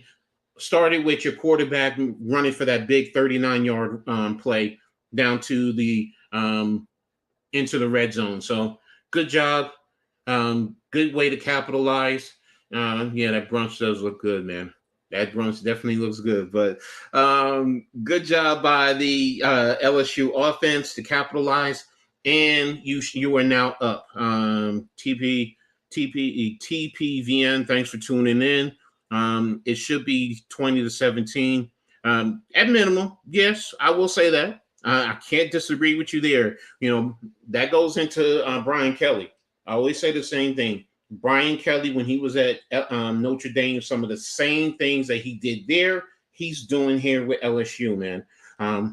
The only thing I will say is he is putting LSU in a good position because when Ed Odrion was there, it seemed to be that they were on a downward spiral. So downward slide. But Kelly is recruiting and he's instilled a sense of confidence throughout the organization. But he has to do a better job, man. He definitely does. I mean, because it's, for me, when you're outnumbered to the unbalanced side and you still run to that side, it's further. I'm not saying I'm a fan of his. And yes, he is. He's an arrogant son of a gun. So, but what I'm talking about is his decision making as a head coach. What are you instilling in your coaches and your players? Because as I was saying, when you're outnumbered to the unbalanced side, you don't run to that. You don't run to that, especially when you're quarterback that way. You run away from it. Either up inside or try and get it to the outside onto the strong side because you have the numbers there. So, but those are just little things. Hopefully he looks at the film going forward and they make that adjustment. So, but now LSU defensively cannot allow FSU to go score, not even a field goal, because again, FSU gets the ball to start the second half. And that would put them up, best case scenario, unless you hold them to a field goal, then in the second half. Right now, make them or force them to end up having to punt again, and you allow yourself to drive down and at least kick that field goal. So then you're up 2 scores. That's my thinking, in terms of the defense. Defense, we have to hold, get a turnover if we can, but if we can't get the turnover, force them to punt. And then, offensively, we go down and score. Now, if I'm FSU, we get the ball, we got to go down and we have to score at least a field goal because we get the ball in the second half. I mean, right now, I'm waiting to see, but, you're somewhere in the 3 to 4 minute range left in the half. So that's putting yourself in position to capitalize, on this situation. There goes Booger McFarland, former LSU Tiger. So, he's loving it. So I don't like the unnecessary risk going forward. It depends on the situation, man. It really don't, but I get it. And the bad playing calling on both fourth downs. Yeah, I'm with you. I'm with you, though. All right, they're kicking it off. Fair caught it, so that'll bring the ball out to the 25. Good job by number 5. Smart. So where are we going to put it? All right, what's the athletic question? I do like trying to figure these out. When was Florida State last seasoning opening win versus a top 10 opponent? You got me. I don't know. I'm not good with that one. So, all right, so they're putting it on the far left hash. Quarterback's telling the back to sit to his right. So what are we? We're 1 by 3 with the tight end in line to the left. 3 to the field side. Motion in number 4. And they're trying to do a wide receiver screen. And good job by the defense to shut it down. Good attack. They looks like they were in a man type of concept. So that shut it down. So now it's second and about 13, 14. So what is it? Empty formation. Quarterback has time. Now he's taking off. And he's picked up looks like he's picked up 14. Man down. So, okay, they came with 3. They squeezed. They put it into the middle. So he picked up about 5. He picked up about 7, 8 yards on that play. So, and he was trying to avoid the contact. So no, it's not a penalty. I thought it might have been a penalty, but no, it's not. They tried to avoid. So, okay. So right now we have 5. Oh, it's over 5 minutes. Okay. So they left them a lot of time on there. So defense, you have to come away with this now. You have to stop them on this play right here. If you can stop them, that gives you plenty of time to, have the ball and move down the field. So, that's Deuce. Okay. I didn't know. I thought he went to Syracuse. Okay. I learned something new. I didn't know he went to LSU. I saw that kid play in high school. So down for Camden, New Jersey. Same color scheme. So, but I thought he went to Syracuse. I guess he transferred out. So, or he flipped. I don't know, one of the two. So, but right now we're coming back out of the timeout. Play clock has started. And we're going to be at in the left far hash mark. And you are 2x2 tight in line to the left, running back to the quarterback's left. LSU is showing single high. They keep showing 5 up. And what are they doing? Looks like coming off the sideline. Good stick to number 14. And good pickup. Great pickup right out to midfield. So 1st and 10. What's up, Wells? Thanks for tuning in, man. I really appreciate you for tuning in. Hope you're enjoying the game. 2x3 empty backfield at the 49-yard line. What's going on? Play stopped. It must have been a false start. Yeah, false start. So it's going to be moving back 5 yards from the 49 to the 44. Illegal snap. Okay. So Coco Golf, good job. Johnny Wilson is doing a good job today. So it's 1st and 15 from the 44, and it's 1x3. Wilson's on the backside by himself, and you're showing an overhang, rolling the safety down, and you're coming with 4. And there it is, and drop pass by number 6. And you have to secure that, number 6. You can't let that drop, man. You cannot let that drop. So, I mean, quarterback did a good job getting that ball to you, man. I mean, with the pressure, and, I critique him with everything else, but that's all on you. That was right to you, right in your hand. So, but 2nd and 15. And you're on the left hash, and they are 1x4, one side tight, running back to the quarterback's right. Looks like they're showing cover 2. Looks like they're in a zone concept, motion the tight end in, and quarterback's rolling out to the right, and pursuit and get out of bounds. Okay, good job by the quarterback. Stop the clock.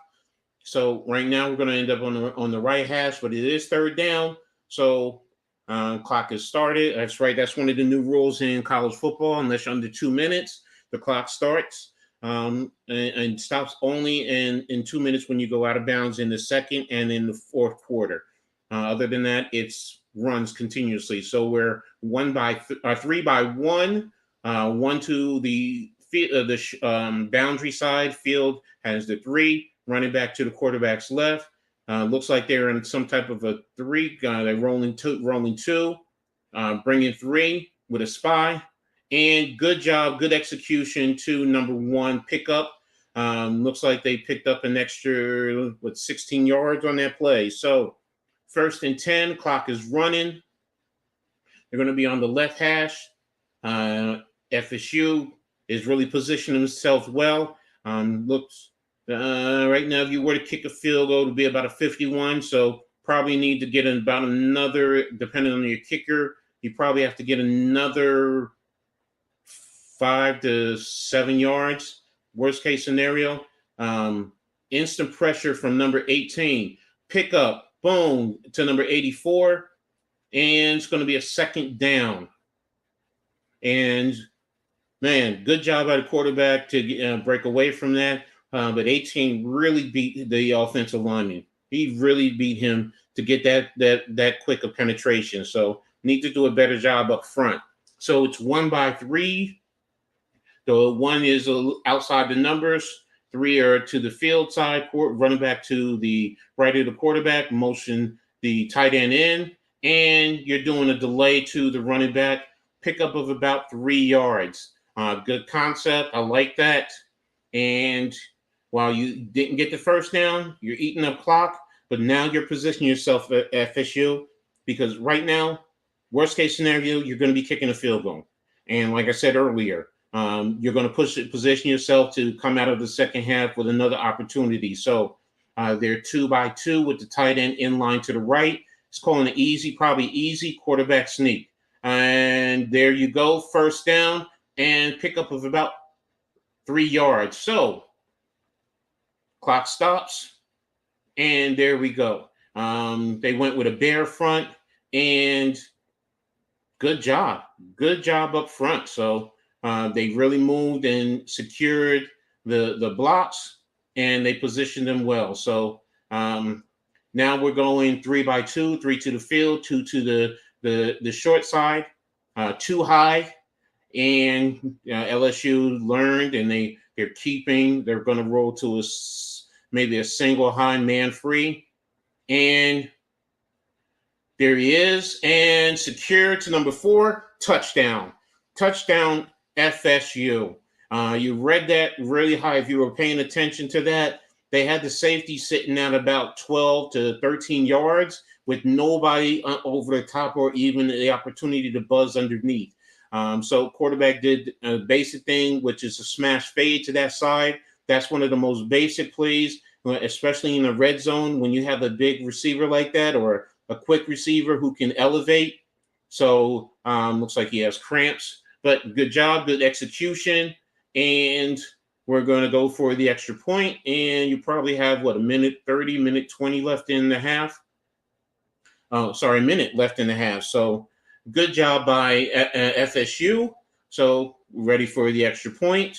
And it's good. So we're tied at 14. So now, if I'm LSU, I at least want to get down and kick a field goal. I have to somehow get down and kick a field goal, if not score a touchdown. So, but if you notice right there, look at the safety. He's sitting at about 12 yards, inside leverage, open, attack, squeeze, but he's not strong enough to play up with that receiver. That receiver is just stronger and bigger than he is. So look at that. So good job of execution and by FSU. Just nothing. I have to at least admit that defensive back was in position, head around. Ball was up higher. Coleman went up and grabbed that ball, and there you go. So 6 receptions, 62 yards, 2 touchdowns on 7 targets. So that's letting you know, hey, that man is not big enough. So, second half, you might be coming back to him or number 14 Wilson. So good job by Travis. So right now, FSU, you can't let a big return, get the ball out the back of the end zone. So there you go. Getting it to the 1-yard line. I think that's a bad job. I think that was a bad job. Should have fair caught it. You just killed yourself. You just killed yourself with that. I'm sorry. Just fair catch it. Fair catch it. Okay, here's the Aflac trivia question. When was Florida State's last season opening win versus a top 10 opponent? 2005 versus Miami, 10-7. Okay, should have known that. It's always usually one of those games. So, but ladies and gentlemen, thanks for tapping in with me, joining me. Make sure you hit that thumbs up for the Hardcore Network and for me, and make sure you share with this. So right now at LSU's 2-by-2 motion across to the field side, and you have the running back staying in, chipping. First down. Clock should be stopped. Why is the clock running? First down, you stop the clock. You come up, get set, spot the ball. Now it's running. 2-by-2, tight ends on the wing to the right. Here they come. And incomplete pass. A little bit to the outside, but I like the idea. That's the right read. If you can just bring the ball down, get it to him in his hands. He was playing. He has one-on-one coverage. Worst case, he gets out of bounds. Best case, he's turned up the field and gaining more yards. So you also have 2 timeouts, so 39 seconds. So it's 1-by-3. You're moving the running back out there. I hate that diamond formation, but good job, good concept. So how do you defend that? They motion a man across, so they're 3-by-2, and that looks like a sack fumble recovered by the offensive lineman. So quarterback was waiting a little bit too long for my taste, though. You gotta feel it. You gotta feel it, man. You have to feel that. But here we go. He's waiting. Offensive lineman, you can't let the end get to you like that. You can't let him swat your hands away. Got to play the games. Let him come. Keep your hands in and explode at the last minute. Even if you explode with one hand, show him the outside hand and pull it away so he swipes, and then your inside hand you can just explode and ride. That way you're not, even if you're slightly beat, you have the ability to recover, because when he swipes, you're off balance, and there you go. So, what's happening? Number 6 prospect and 24. Okay, interesting. So, do we have a timeout? Timeout by Florida State. Okay. I don't know why they took the timeout, but hey, okay. What down is it? Let me see what down it is first. But here we go. LSU has the ball now. Tie score 14-14, 25 seconds left in the half. So, but what are we're reviewing? Excuse me. You're reviewing for what? A fumble? Let's see what it is. They're trying to see if his hand was coming forward. Okay, I see what you're looking at. Was the ball still in his hand when he was coming forward? Incomplete pass. Looks like the ball was coming forward on that. So even though he didn't get full extension, so that should be an incomplete pass. And it goes back to the original line of scrimmage as opposed to where the ball was recovered. So understand what they're looking for. My opinion, that's an incomplete forward pass. The ball was still in his hand when he was coming forward, even if the defender has the ball, didn't lose control. And while he was coming forward, trying to squeeze it in, that's when the ball slipped out. So that, to me, hand coming forward, incomplete pass. Let's see what they call. That also means you adjust the time depending on what it is. Usually when a ref has a game official has a card out with the pen, it might be that they're going to make the change. So, and that'll change that from a strip sack and to a hit and an incomplete pass. So what do we have right now? So I can't really hear. Incomplete pass, which is exactly what I was saying. So how much time are you going to put on the clock? Are you putting any time on the clock? I guess they're not going to put time on the clock. Don't understand why not, but hey. Okay, Brian Kelly, what down do we have? 3rd and 10. Okay, so, man, this is a great game. I love the strategy. Okay, 37 seconds. You did put more time. You put 12 seconds on the clock. Okay. So now I don't run it. Maybe you do a screen. Okay, so they're bunch left height to the left, running back to the left. And there you go. Okay, you caught me. I said you don't run, but you did. Okay, why didn't he go out of bounds? Why did you not go out of bounds? I mean, be smart about it there in that situation. These are some of the things that can come back to haunt you, but you're putting yourself in good position. So, are they saying he went out of bounds? Or is this a timeout? This is a timeout. Who took the timeout? It's probably going to be LSU. Yeah. See, now if he goes out of bounds, you don't waste that timeout. You don't waste that timeout. Okay, that's why you're running, because of their defensive alignment. Okay. Safety. Oh, man, you came inside. So, yeah. Come film day, I'm going to say this to you. If I'm the head coach or I'm his position coach, or the OC, and in front of either my positional group or the offensive group, I'm going to call him out on that, and I'm going to say you were being selfish. We had to burn the timeout because of you, as opposed to getting out of bounds, saving the timeout, because we need all the timeouts we can get. Excuse me, especially with you wanting to go for a field goal, because in a situation like that, the extra timeout can allow me to do many different things, get to the middle of the field, call the timeout, and then get the field goal team on the field if I need to. But now it adjusts how I'm going to attack it. Motion in and out. So it's 2x2. So, and did he get out of bounds? He got out of bounds. That's what I'm talking about right there. Because otherwise he would have had to give up that timeout, that last timeout, or guys really have to scramble to get to the line of scrimmage and spike the ball. So, but that's what I mean. Sometimes players have to be smart. You have to know the situation instead of trying to, blast right into the defender. Just step out of bounds. So right now it's 2nd and 7. FSU is showing a too high look. Are they rolling coverage?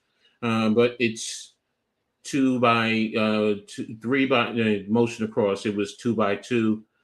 And there we go, right to the flat, get out of bounds. There we go. That's what I'm talking about. That's smart. That's what you need to do. Get out of bounds just like that. 17 seconds. Imagine if you have 17 seconds and 2 timeouts. That's a good thing to have right there. Right now, LSU is coming out. They need to score this touchdown. For me, you need to score a touchdown. So your position, you're 2x2 with a tight inline. Who's off? Who's on up there? Who's on? Thank you. All right. So 2x2, running back to the boundary side. Boom. There you go. Good pickup. And incomplete. Receiver was out of bounds anyway. So it was going to be a success. You're saying pushed out of bounds, but no, that looks like. Sometimes the receivers, though, they have to run the right routes. Give yourself enough room on the sideline. Don't let yourself get pushed inside. If you're aligned outside, attack inside. Get the defensive back opening up his hips so that way you can fade to the outside. See where he is right now? He's on the 20. He's standing on the 20. That defensive back now looks like he's on the outside. So he's got safety help over the top. You got 1x3. All right, so here we go. There it is again. And they're not on the same page. So the last time he just said, put the ball up, and now the quarterback puts it to the outside to the sideline. No, that should have been inside. He just told you, put it up to the inside on that last situation. That's what I mean. These guys have to get on the same page. They're not on the same page, and that's bad. You got 9 seconds left. One play, get it into the end zone. If not, kick the field goal. Don't waste a lot of time. Do not waste a lot of time. If I'm looking at this right now, safety's there. He's probably going to the backside again. They're motioning across. They're in man. They're in man.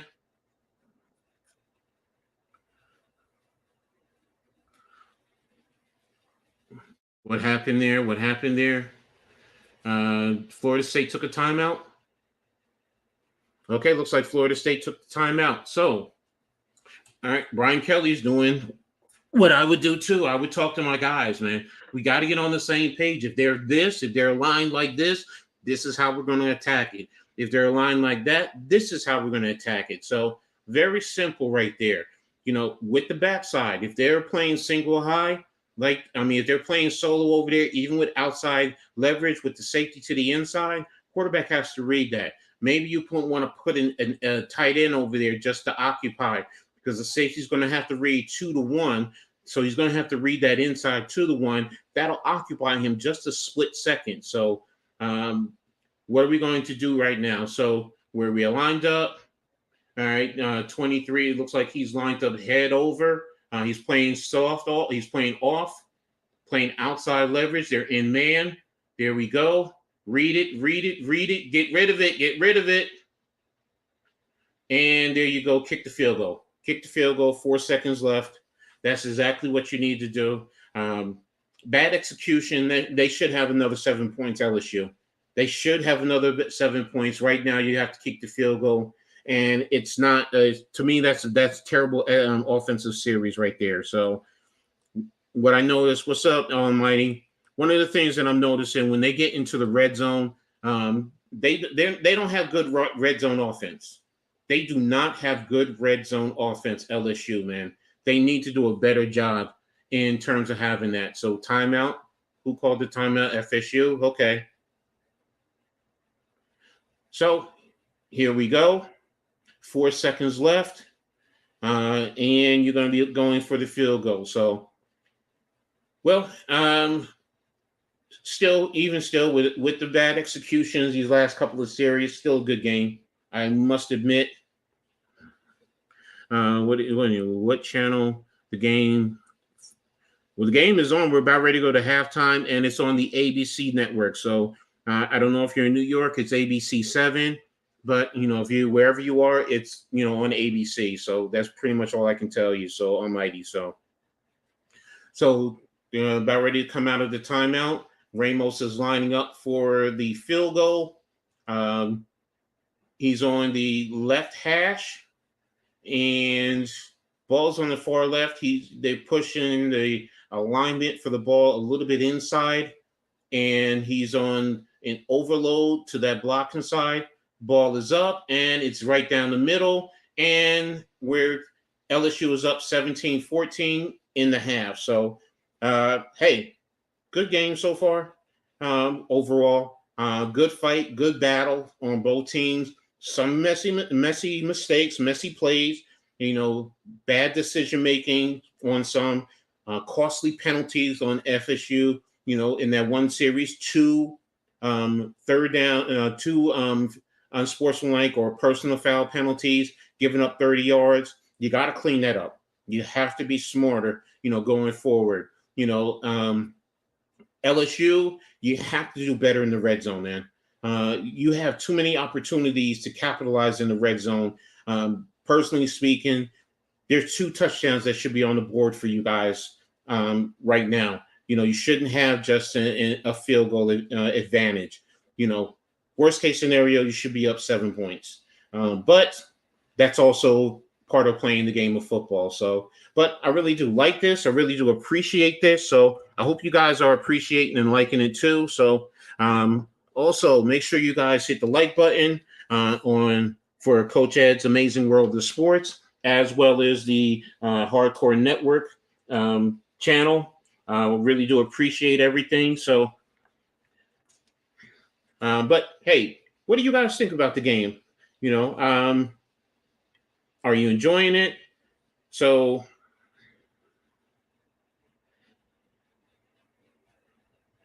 do you guys like it? Sorry, I got a text message at the last minute. So, I know, everyone's halftime. Want to go get you your drink, get you your food. Hey, go ahead. I understand. I'll be here. I'll be here.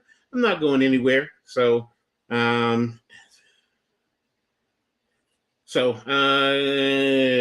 okay, no problem. But again, I like it. I like what I'm seeing. A good game for the most part, But again, like I said, some of the same silly, messy mistakes. But hey, first game also. I mean, after a long training camp, you wanna go out and you wanna hit someone else. So that's normal. That's what's to be expected. So, and yeah. Thanks, your next shift. So, but again, I like it. I like what's going on in terms of the game itself. It is exciting. It's not a blowout, which is what I didn't want to see. But hey, I can live with the mistakes. Just blowout on national TV when you're the only game. It's a rough thing to accept. So, but talked about some of the mistakes. Going to talk about that Colorado game. If you guys saw it today, yesterday, it was a hell of a game, man. It definitely was a hell of a game. So I really did appreciate the game. So I loved it. Even for a high scoring game, it also showed that Colorado is not the same Colorado that everyone was expecting. Like last year, a 1-11 team. That's going to be a team that they're not an easy out. Now are they a national championship caliber program right now? That's to be determined, depending on how they really gel and develop and play in the Pac-12. But again, they're not an easy out. They're going to surprise some. They're going to surprise some team in the Pac-12. And the Pac-12, to be honest with you, is definitely much better overall. Great quarterback play out there. So I'm really loving what I'm seeing. Big Ten. I'm a Big Ten fan, but it wasn't a really good weekend for the Big Ten. Um, it wasn't, especially for your top end programs, for Ohio State, for Michigan. I kind of give them a slight pass because you were without your head coach and your offensive coordinator. Most people don't realize that their offensive coordinator also was suspended for that game also. So, it's kind of a little pass, but going into week 2, how do you improve? And, they are going to be coached up to do a better job. Even the coaches, they're going to be coached up with that. So, but Ohio State need to do a better job, man, especially against Indiana. Yeah, defensively you held Indiana down, but offensively, and I understand new quarterback, but when you have a player, certain great players that you got to produce, man. Penn State, good job. Definitely a good job for Penn State. Purdue, terrible job. You cannot lose at home the way you did, man. You just can't. There's no excuse for that. So, but the Alabama in the SEC, hell of a job, man. You're back on the national scene. If anybody ever doubted you, definitely stepped up. And Georgia, it's going to take a little bit. I mean, you got a new quarterback. I get it, but I think they'll be fine in the long run. The SEC, good games here or there. So, overall, SEC is the SEC. Big 12. Some teams are, who I thought they were. Others were TCU, for to be number 17 and, to end up losing the way you did, especially to, a team who, last year was 1-11. Yes, I know new coaches have. They came in with basically 68 new scholarship program players and 20 walk-ons. So it is a little bit different coaching staff. But when you have a situation like that, they don't have the continuity. You do. So you should have been in a better position. And Colorado came out and played like, you know what? They were the better program, and they showed that they are in the long run. So, but overall, happy for most teams. As a Scarlet Knight fan, I'm like, yes, we beat Northwestern. Northwestern is just not a good team. We should have shut them out. Late in the game, you can't fumble a punt because if you secure the punt, Northwestern doesn't score a touchdown at the end of the game, and you would have shut them out. But and Northwestern is just bad defensively. If you have the opportunity, go back and watch the Rutgers defense. Their defense was playing. They were flying all over the place. Second half, they were pressuring the quarterback.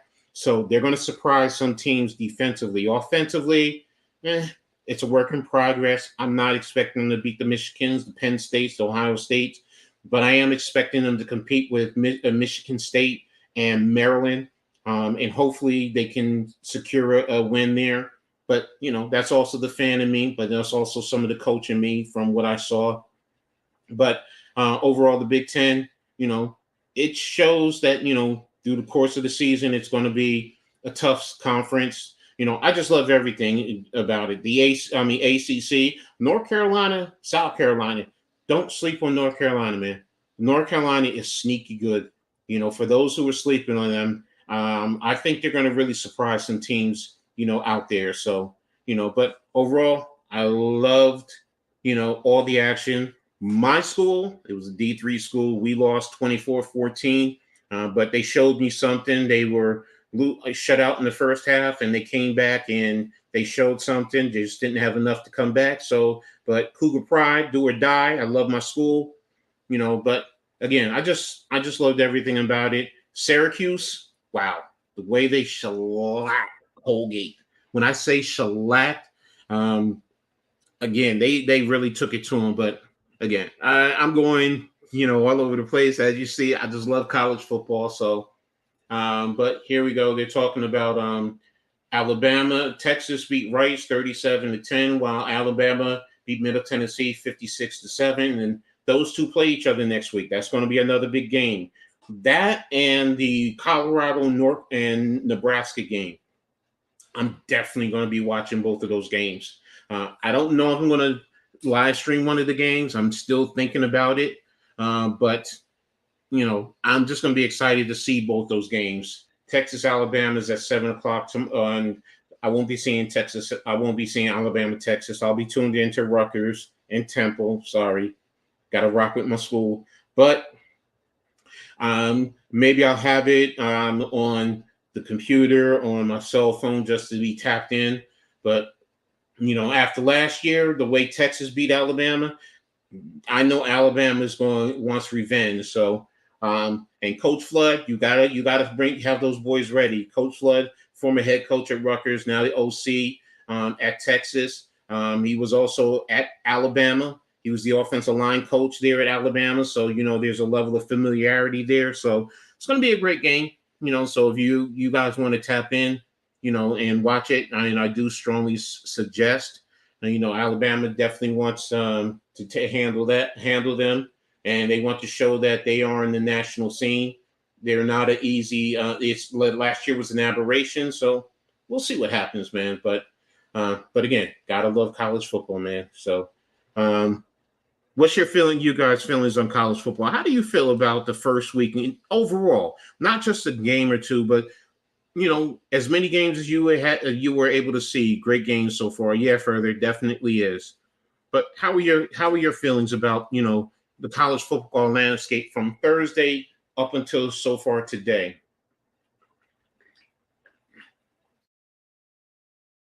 And for you guys don't know, I'm drinking Prime. It's Prime energy drink, so something interesting. So no sugar in it, but it is a little bit more caffeine.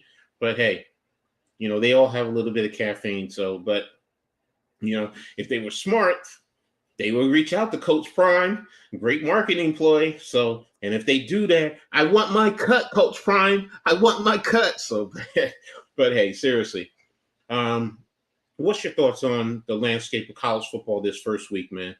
Do you guys love it? I know I do. So now going into week 2, I am looking to see, because that's usually where you see the biggest jump, going from week 1 to week 2. Why?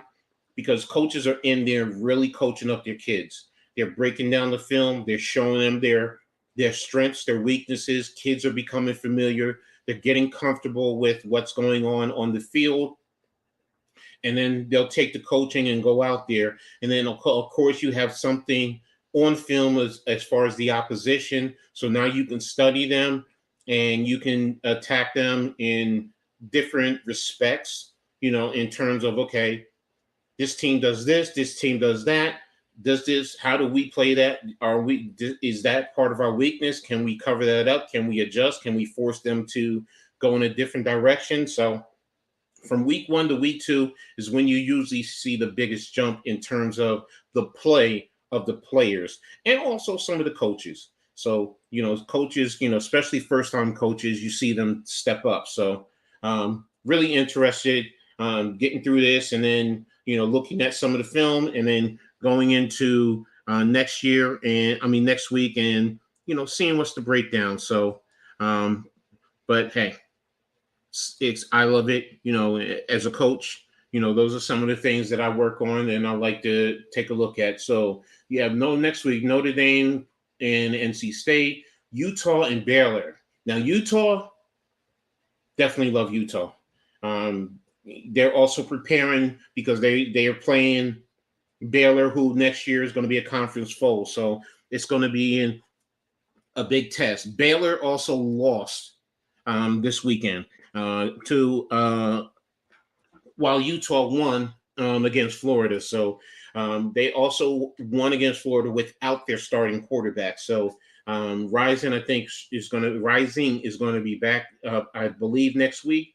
So if he is, he's definitely one of those top quarterbacks in the league in the Pac-12. So that could be a great opportunity to get the feel of the Big 12, since you're going in there in 2014, and also send a message, to the Big 12, that, you're coming in there with Colorado, Arizona, and Arizona State, and you guys are looking to take over the league. So, but that's a big game, an interesting game for next week. So, and that's along with Texas and Alabama. So, but again, there's a lot of great games next week. Let me take a look here and see what some of the other games are next week. Oh, okay, okay. Well, my daughter called me, so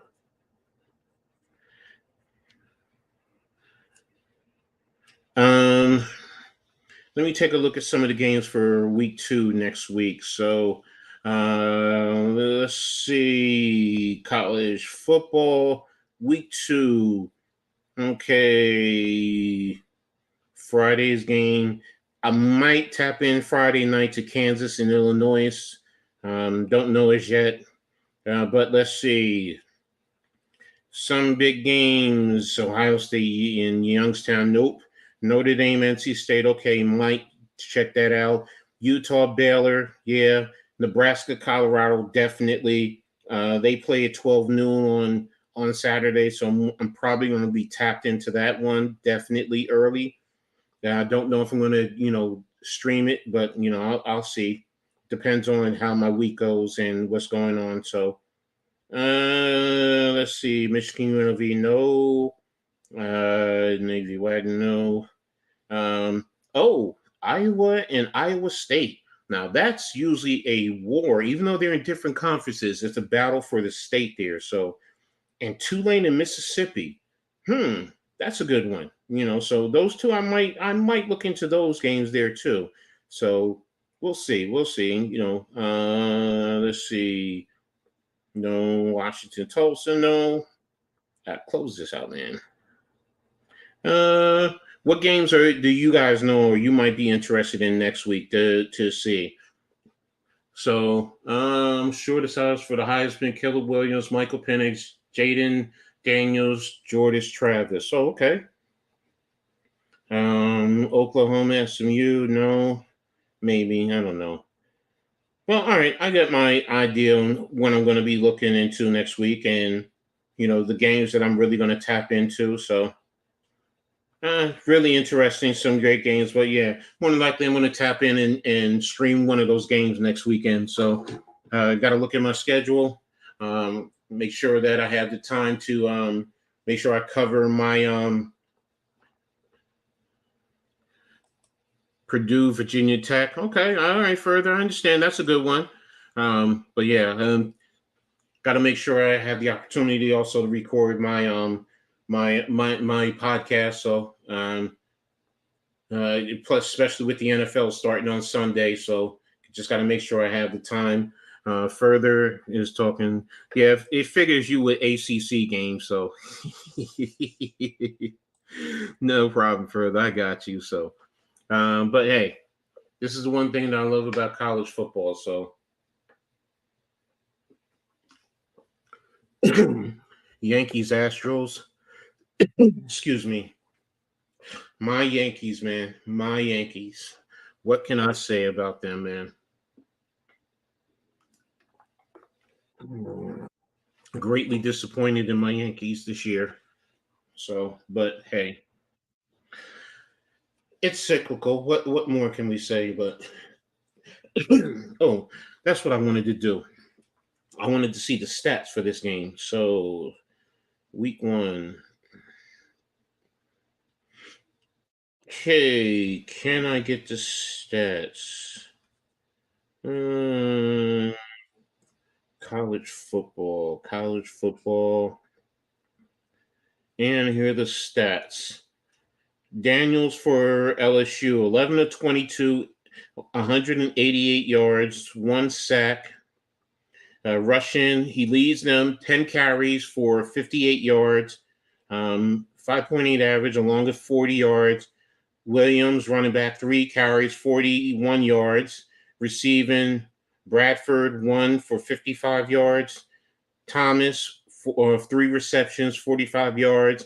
Lacey, 2 receptions, 34 yards. Defensively, total tackles, Brooks has 3.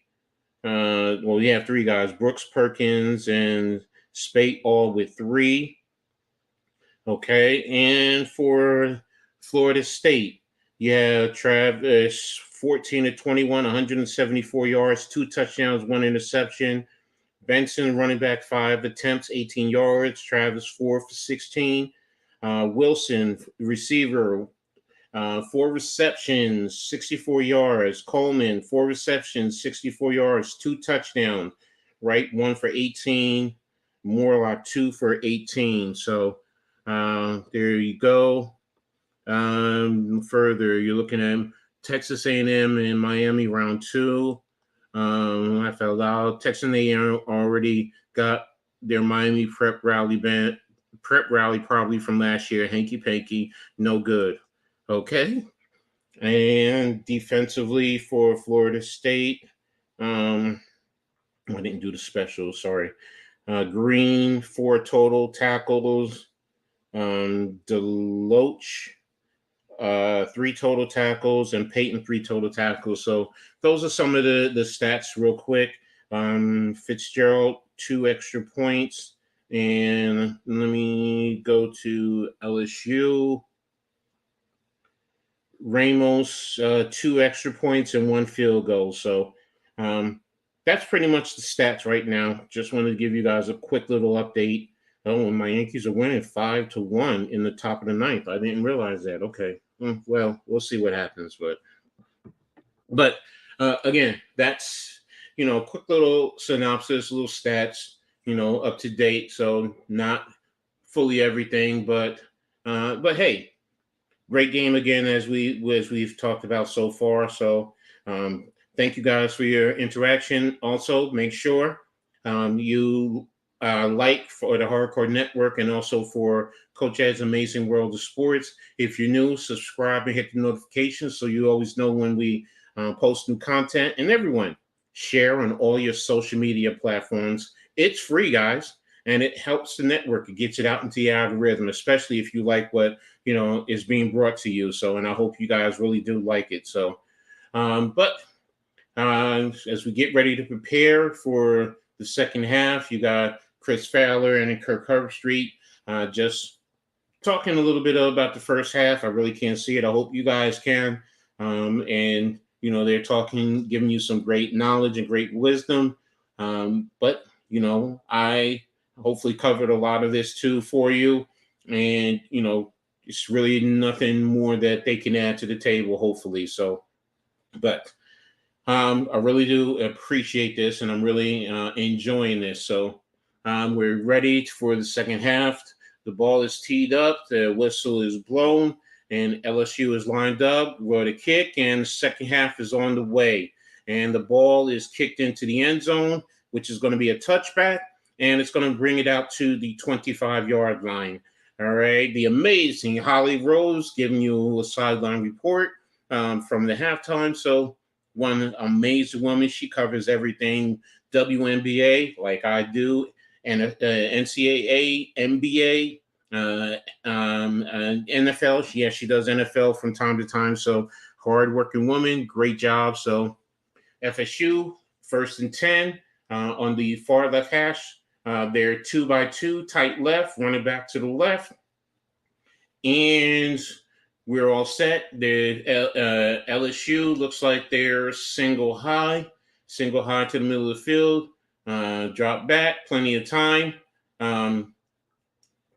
Good timing. Looking, rolling out, and got the ball to number 14 and dropped the pass, but flag on the play. So what do we have here? Is it going to be holding or is it going to be interference? So let's take a look here. Pass interference, 15 yards, automatic first down. Ball will be moved out to the 40-yard line. It's going to be on the left hash. So let's see. He's bumping. So here you go. He's holding on to him. And he bumped him. Interference. So first down, 1st and 10 for Florida State. LSU, you got to hold them. Can't let them get down the field. So single and power, running back power to the right, and pickup of about 8 yards. And it's going to be 2nd and about 2. So looks like they're going a little bit tempo. They're lining up, and 2 backs into the backfield. Interesting formation. They're running running back power with this out of the split gun. So, and you had the backside wing off balance and coming to help in with a wham block. And looks like first down. So, 1st and 10, quick tempo. Right now, they're getting play, and you're running 12 personnel, tight end double stack to the left, to the strong side, receivers to the boundary, and they're in the middle of the field under the gun. Too high for LSU with an odd front, and you got the overhang to the left. Looks like he's coming and straight off tackle and pickup of about 3-4 yards. 2nd down. Good job by the offensive line, just getting some movement. So it's too high safety. I guess what they're doing is playing back. So since they're going to do that, yeah, it was power. So since you're going to do that, you run the ball. So if you're going to play too high, you run the ball. If you play single high, you stay back. So right now, 2-by-2. We invert the inside slots are on, and running back to the left. They reverse it on that side to the field side, to the left hash, far left, motion across with numbers. And it's going to be outside screen. And is he short? Yeah, he's short. Pick up about 4. And it's going to be 3rd and 2. So good job, FSU, for moving the ball. So right now, where are we located? 3rd and 1. They gave him an ace, gave him another yard. So right now, they're at the 41-yard line of. You're at the plus 41 of LSU. Double wing to the left under the gun, motion across, single eye, and pitch back. That's a lateral, and to number 5. And what is he doing? To number 14, pick up, good play, and down to the 22-yard line. Looks like. So looks like that's a good pickup, good play design, offensive line, good job, not going downfield, and movement. Good job by the offensive line. They did not get down the line of scrimmage, across the line. So good job to Wilson, number 14, 1st down to the 22-yard line, 1st and 10, far right hash. Wing to the right, 1-by-3 under the gun in a single eye, outside zone, pickup of about 3 yards, 3 yards. It'll be 2nd and 7. Okay, they're in the red zone right now. So right now, Florida State is getting into a good rhythm. LSU has to do something. They have to make a play. Right now, what I'm noticing is that Florida State is just saying that they're playing too high and they're attacking them in the run game. So right now it's off balance to the left, split backfield. So with the wing to the left. So they're outnumbered to the right. They're outnumbered to your right. Do not run that way. Do not run that way.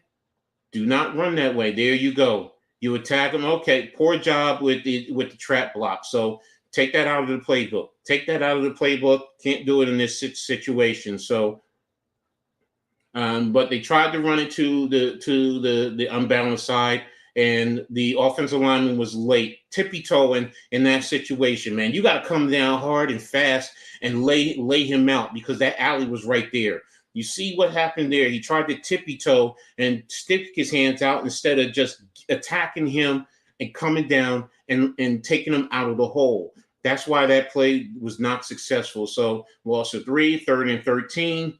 And looks like they're single high in terms of the play. Here we go to 14 and pickup of about 10 on the play. 4th down, going to have to kick the field goal. So, and right now you're going to be tied in terms of that if you get the 1st down. If you get the field goal. So good job by LSU right here to hold them to the field goal. I still think, that's the best case scenario based on the situation. needed to do a better job not allowing them to get down the field or make it a long field goal. But right now, we want to take advantage of it. So on the right hash, and let's see what happens. And the ball is up, and looks like it's good. So score is tied 17-17, which is good. Now LSU, you're going to have the opportunity right now to come down. You have to score. You have to score. And personally speaking, you have to get 7. But worst case scenario, you have to kick 3. You cannot not come away with points.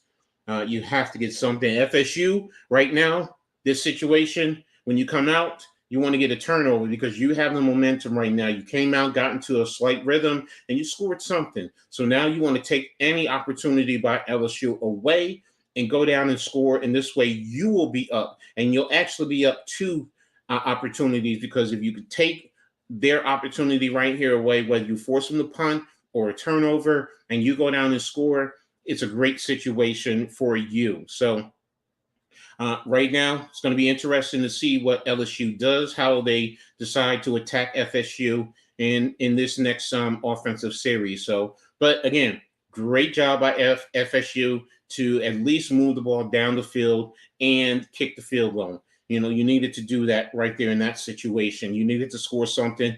Worst case scenario, you tied the score. And since you tied the score, you're going to have the opportunity to at least stop them from moving down the field and then come back and position yourself to score. So great job by Florida State. So, but again, great start to the second half. So let's see what happens with LSU. What do they do to adjust? What are their adjustments? Defensively, like I said, you played a little bit too high, and FSU attacked you in the run, which is the smart thing to do. So, but hey, I love it. I appreciate it. And LSU, next offensive series, go down and score, and then show me what you're going to do defensively. Mix it up. Don't just stay too high. Roll it. Sometimes you come down 1, you kind of show 1 and roll 2. Sometimes you show 2, roll 1, whatever. Heck, even go quarters sometimes, just to get off, your tendencies that they pick up. So slant your line, and also come with some, zone blitzes, things of that nature. Definitely hit FSU to not allow them to be comfortable and get into some type of a rhythm. So what do you guys think? Let me know. Tell me. Do you feel the same way in terms of what you're seeing offensively and defensively? What is your thoughts? So, but again, if you're new to the channel, make sure you like and subscribe to the Hardcore Network, as well as to Coach Ed's Amazing World of Sports. Also, make sure you share on all your social media platforms, and make sure you hit all the notification buttons. This way, when new content will be, when new content is put out there. So, but again, thanks everyone for tuning in. I really appreciate you guys. You guys are phenomenal. You guys are amazing. And I love what you guys are bringing to the table. So, all right. So FSU has the ball teed up. Whistle is blown, and the ball is kicked.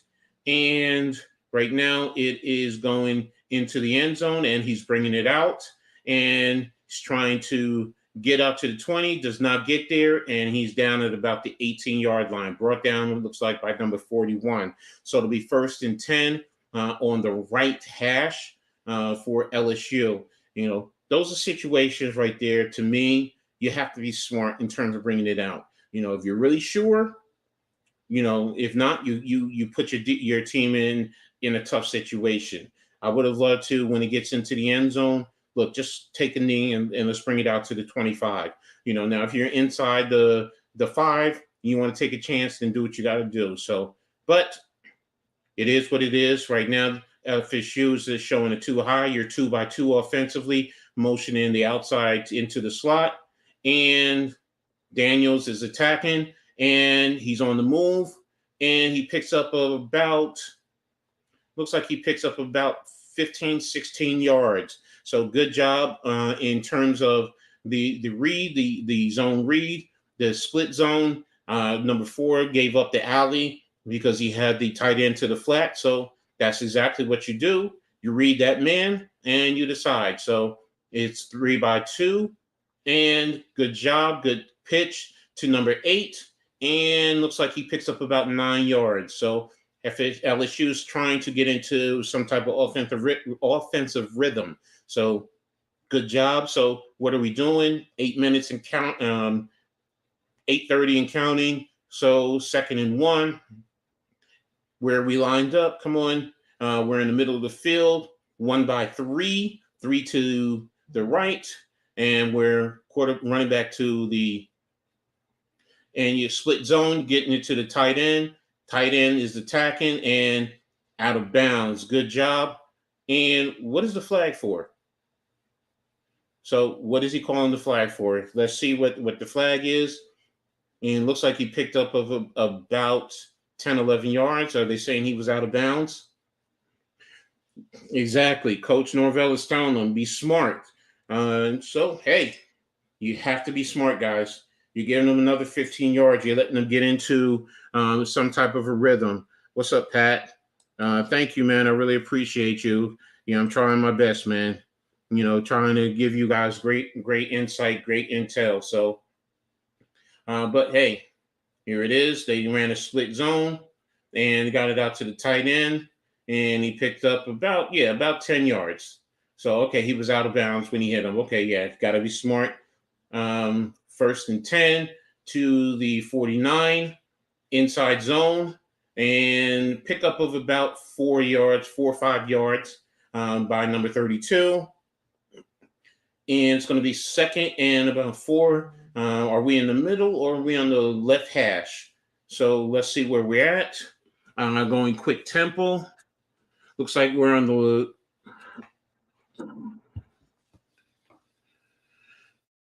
Hey, going with the chop. Right, you're in the middle of the field. You're 2-3. So empty backfield, looks like a little bunch. And trying to do a little bubble screen, and they stopped him for a loss of 1. All right, so now it's going to be 3rd down. All right, so LSU, you're putting yourself in a very precarious situation.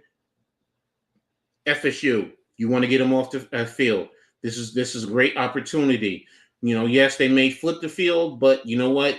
You're getting them off the field, and you can get back out there. So right now they're at the 48-yard line, 47-yard line. They're bringing it into a tight bunch left, running back to the left, single to the right. Looks like they're pressing the man. So where is he going? Incomplete. The ball was behind the receiver, needed to put it in front of him. So 4th down, 4th and 6, and bad footwork. Oh no, Bell was right there. My apologies. Hey, the receiver has to catch that. I will say in terms of quarterback's footwork, if you notice his footwork open, he stepped to the left throwing the ball. If he steps forward, he could probably lead the receiver and make it a little bit easier for him. But still, that ball was in the receiver's hand. So 4th down, punting from the 47-yard line. They're playing in the punt safe.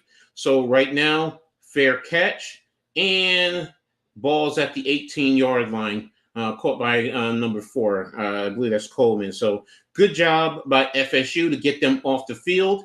And now you have the opportunity to go down and put up some more points, preferably a touchdown. So this is where you can really, really take it to LSU. Get them really starting to press and be concerned. They overthink things. They start pressing in the coaching box, in the coaching booth, because they're really pressing to get the right play in.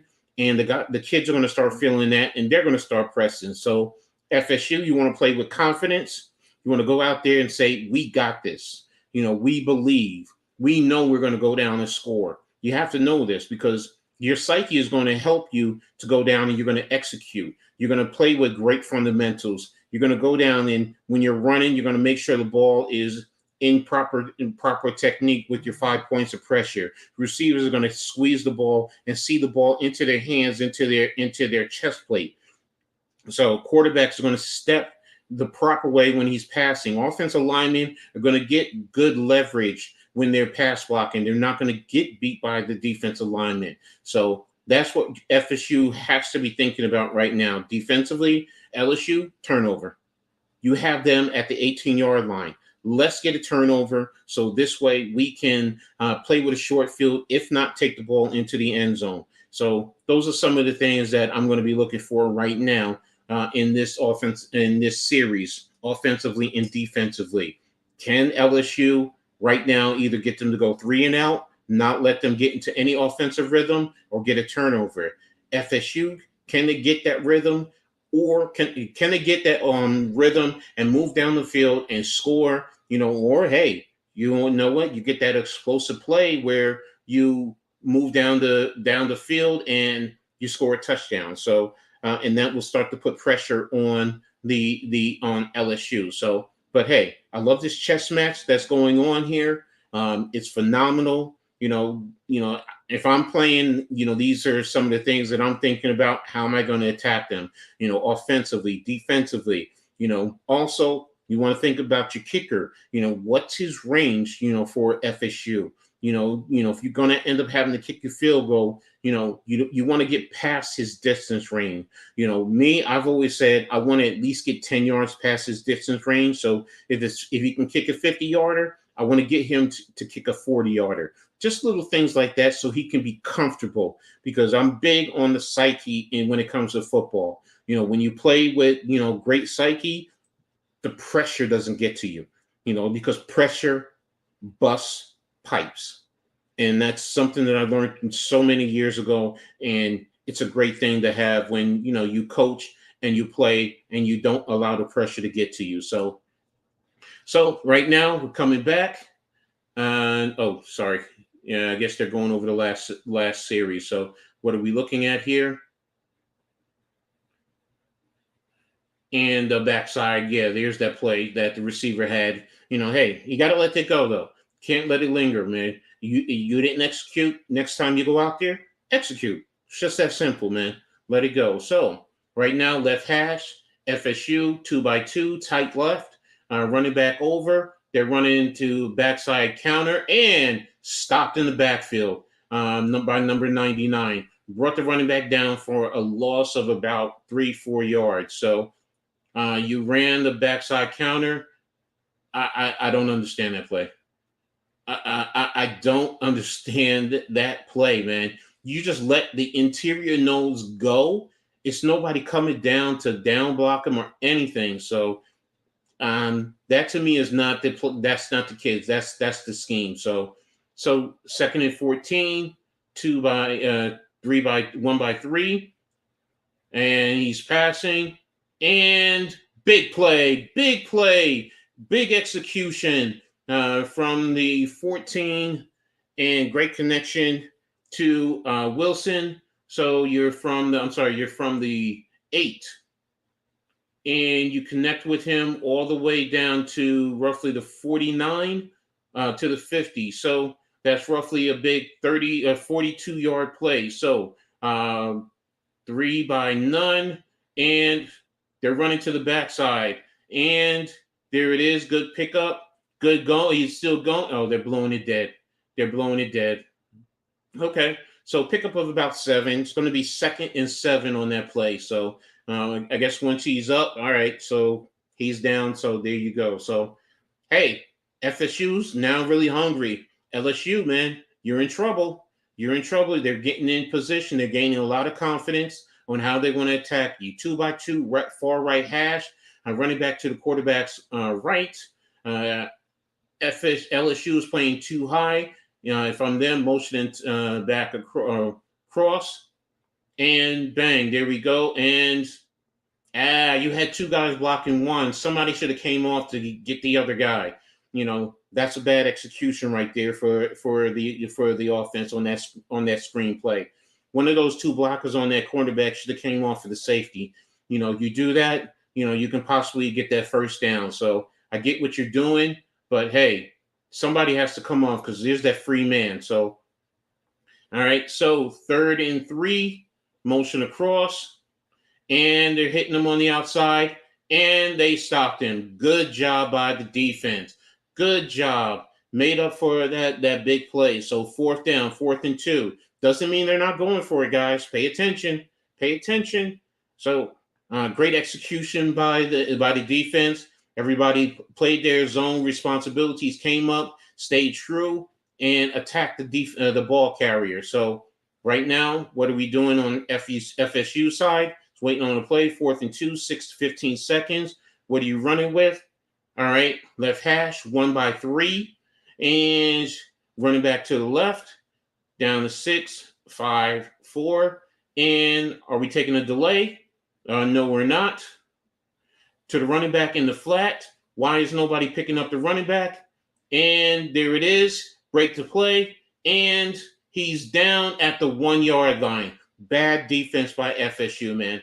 Terrible defense, man. Got to know your responsibilities and your role. That man who was coming free hot off that corner has to read that. You got to stop and replace, man. You got to stop and replace. There it is. You have to read that.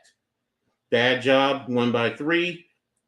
Quarterback fakes to the running back, touchdown FSU. That's a big play right there. That's a big series for FSU. And for LSU, you had the opportunity, man. You let it, you in a sense, you fumbled it away. You had them stopped. You should have played true.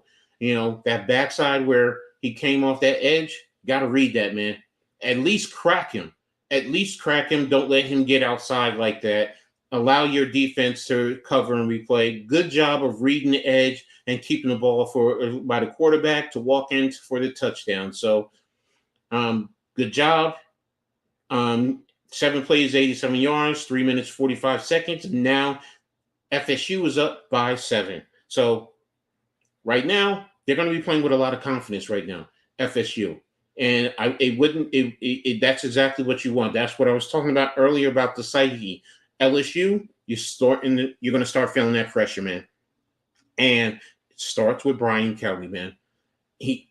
No matter what, some of his moves are questionable. Not getting the guys in proper position defensively.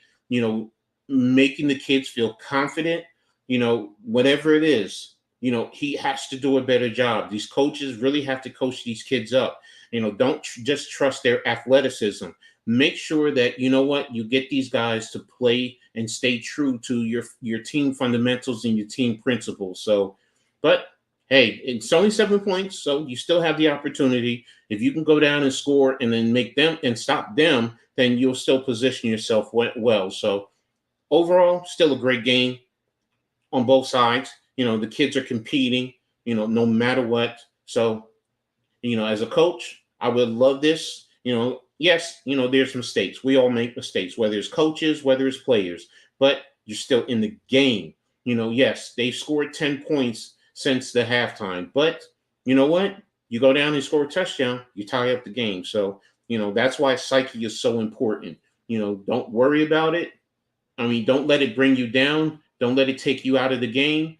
But you think about it, think about what you did wrong, correct it mentally, and you move forward. Then you let it go and you move forward. So, but right now, LSU, if that ball is in the end zone, take the knee. Take the knee. Every time you brought it out, you haven't even gotten to the 20. You've either gotten to the 20 or you haven't gotten to the 20-yard line. So take the knee. That's one of my instructions. But if it's to the 1-yard line and you don't feel confident, fair catch it. It'll come out to the 25-yard line. Let's be smart. That's one of the most important things as a team. You want to be smart in what you do and how you execute and how you attack the defense. So let's give ourselves, from LSU, what I'm saying is let's give ourselves a good opportunity to get into a rhythm and move downfield and identify, what they're doing defensively, and let's attack them. As far as FSU, continue what you're doing, guys. Continue what you're doing. Let's get them off the field, and let's get another opportunity to go down and go up by two scores, even if it's a field goal. Get ourselves into a 2-score opportunity, then LSU will start to really feel the pressure, and that's what you want. So, but again, that's what it is. That's what I'm thinking. So, what are you guys thinking? Let me know in the chat. I really like to hear from you guys. Also, If you're new here, make sure you subscribe to the Hardcore Network as well as Coach Ed Gladney's Amazing World of Sports. Make sure you hit the notifications so this way you know when new content is always posted. Also, make sure you guys like this today's show, as well as hit the share on all your social media platforms. It's free and it helps this network grow. So, but here we go. He's just showing the previous play. The backside. He was reading that, in case the quarterback came. You know what? Now that I see this, no, they stayed true. That was just a great read by the quarterback, because the rules are if the running back is crossing the quarterback's face, the quarterback is coming to you.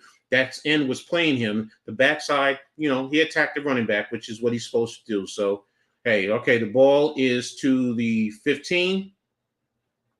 Okay, out to the 24-yard line. So, all right. So, hey, the ball was short. That's exactly what you need to do then. Okay. So not too upset about that. They kicked it short. Good job. So, hey, talking about the Colorado game, this was the play I said, when he turned on that second gear, that was amazing, man.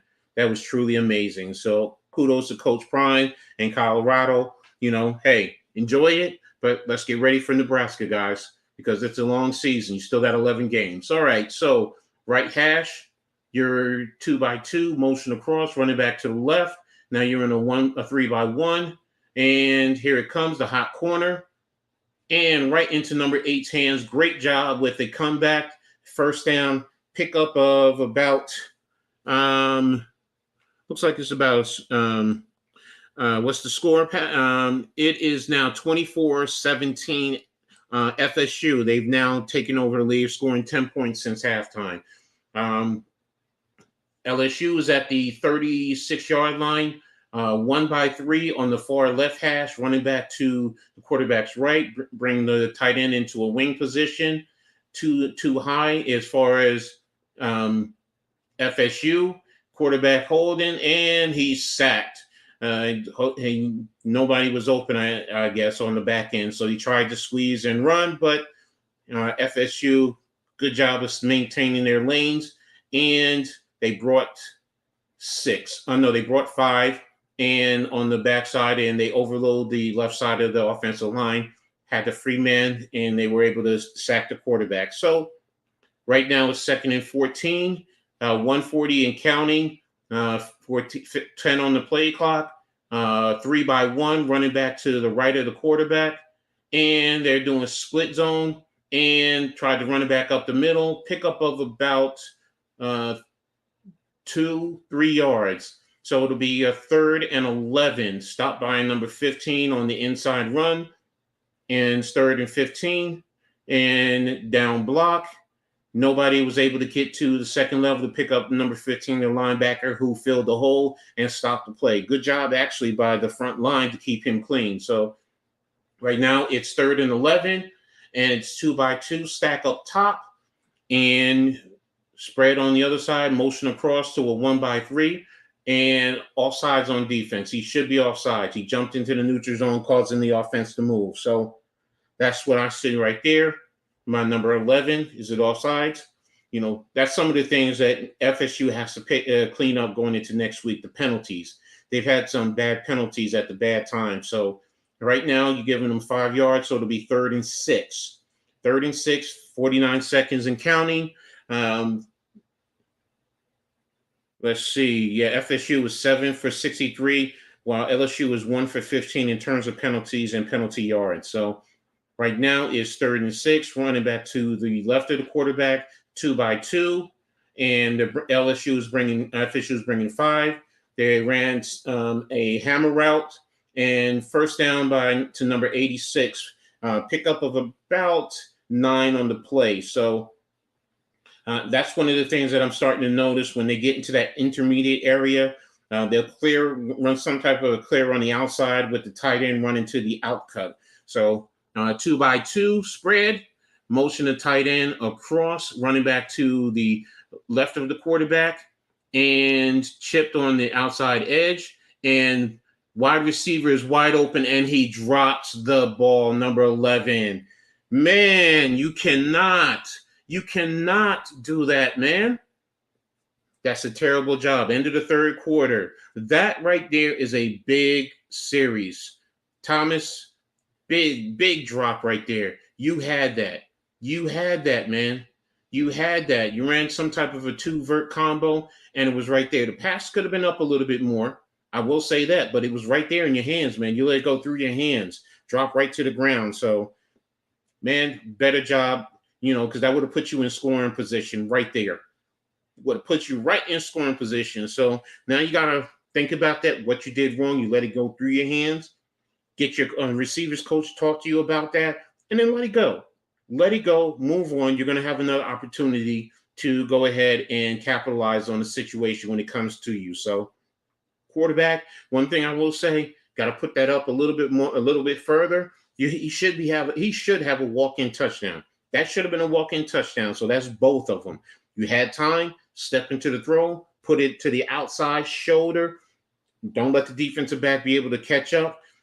But you allow him to catch the ball and almost waltz into the end zone because he stacked him. He had position on him. So, but learn from that. Let's go.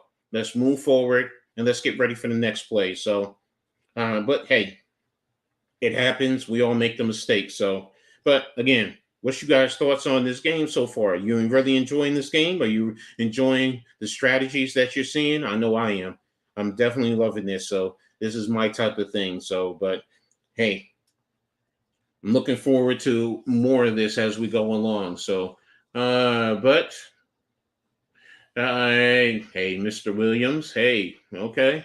The Dr. Pepper's commercials, they really crack me up sometimes. I mean, they do have some good ones.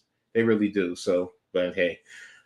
All right. So LSU now can't let it crack. You can't crack. You have to settle in and you have to capitalize on your opportunities.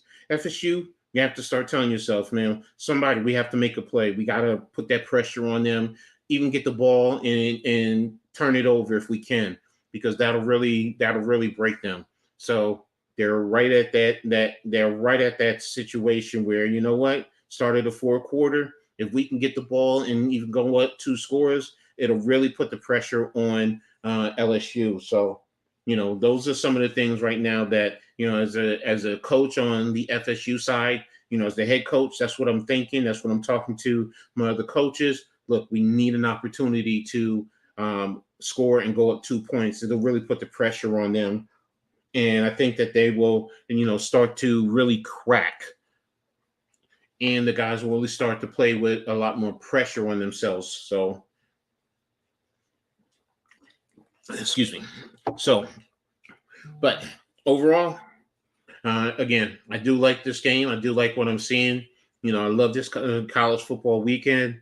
I'm excited. I'm even excited about tomorrow's game. So, I know it's a Duke playing against Clemson, but hey, it's the first game. Those first games are always, a way of really getting some semblance of a measuring stick of what's going on, or what can happen with your program going forward. So I'm really excited to see what's happening. So sorry about that. I hit the wrong button. So, but talk to me, guys. Tell me what is your thoughts about this game? Where do you see that? How do you think LSU is playing? Do you think that they're starting to crack? What is your thoughts about this? What are you seeing from FSU? Let me know what your thoughts are in terms of each team. Good and bad. Talk to me. So, all right, coming back from break, Holly Rowe is interviewing Mike Norvell. So hopefully he's talking about the same things. Right now, we're on the right hash, 2x2, FSU. And what does he do? Picks it off. He throws the interception, just like I said earlier. That's what you want to do. You want to put that pressure on them. And what does he do? He throws the interception and a good return deep into plus territory, into LSU's territory. So they are pressing. Just like I said, his knee was down. You're going to come back and review that, but his knee was down. So it's going to bring it back. College rule, you're down wherever your body part is on the ground. Um, so it'll probably bring it out to about the 37, 38 yard line. So, but hey, still in plus territory. You're still in plus territory. So you want to work to field goal to touchdown. Field goal to touchdown. You don't want to lose field goal opportunity, but you want to get into the end zone as best you can. So, but again, it'll bring it back to about the 38 yard line. So, let's see. Yeah, knees down, secure the ball. So it's going to be right there. And what I have noticed is that they're not on the same page, man. They're not on the same page. So it's going to be about the 37 and a half. So they'll probably move it up to the 37. I notice they always do that. So, but hey, you're still in the plus territory. Like I said, you want to move to work from field goal to the touchdown. So number 8 doesn't seem like he's overly comfortable with what's going on offensively. So, but the ruling is ball carrier was not down. So, like I said, his knee was down. So they're going to bring it back out. I know they'll bring it back out to about the 37-yard line, 38-yard line. So, what's up, Vic? I'm glad to see you back. Call reverse, yeah.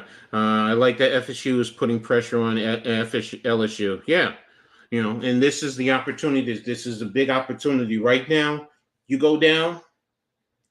If you kick your field goal, you're going to start to really put big pressure. A touchdown is going to change the whole dynamics. It really will. They're really going to be pressure to make certain plays. So, and really, guys are going to start to play out of their character because they're going to want to explode and make certain plays. So, 2-man backfield, running back, outside, power, good job, pickup of about 15 yards. So, first down.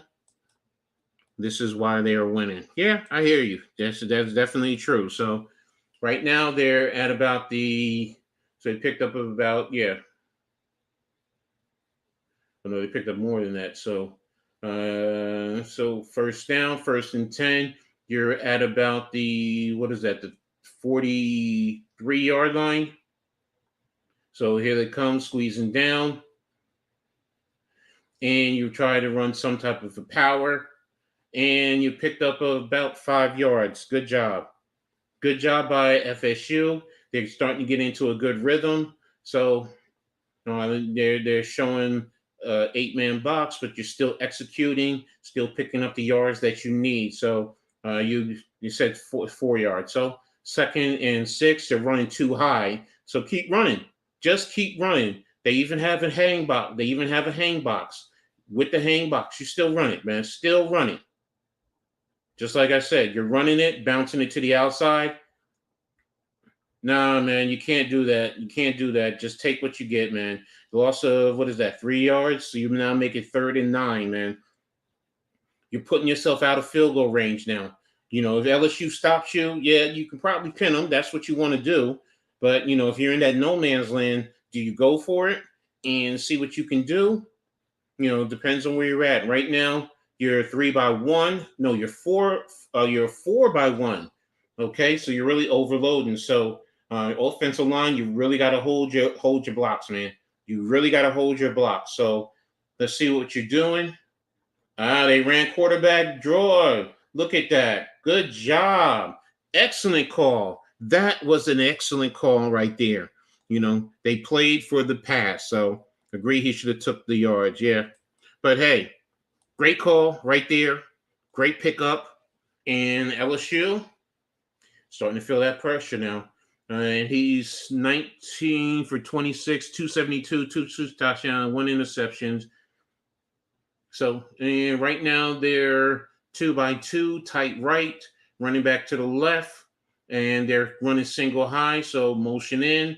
What are you doing? Split zone. There we go. And right up the field. There you go. Good pickup of about 6 yards. Just like I said, when they run high, when they run single high, you pass on them. Split zone is also a great way of still giving you run principles, but you're still attacking them with the pass. And if they play too high, you run on them. That's what they're doing. That's exactly what they're doing. So, all right, looks like they're going to go 2-by-2. Wait, is it playing 12 personnel with 2 tight ends? Yeah, 2 tight ends. Oh, they ran 2-by-3. Okay, fake the run. And there you go. Got the backside crosser on the split zone flat concept. So good job, good execution, and first down. So hey, FSU is really showing you something, man. They're really showing good job by 14 for slowing it down and then attacking and exploding into the pattern. And great way to get down to about the 9 to 8 yard line. Good job by the quarterback of keeping his eyes downfield and first down. So yeah, that definitely was a good pass. That definitely was a good pass, Vic. So um, let's see what happens once we come back. Right now, I think if they really get another touchdown, it's going to change. Number one, LSU is going to probably pass a lot more. It's taking out their running game completely. Unless it's last bit surprise type of situation. But other than that, I think they're going to try and stretch the field. If you get a touchdown here, you don't end up with a field goal, especially at the 8 or 9 yard line on a first down. You need to get that touchdown and getting that touchdown. Like I said, really puts in a surmountable amount of pressure on LSU. I want to see. I didn't check the time. That's my fault. I think it's probably around between 9 and 10 minutes. I think that's probably where they're at.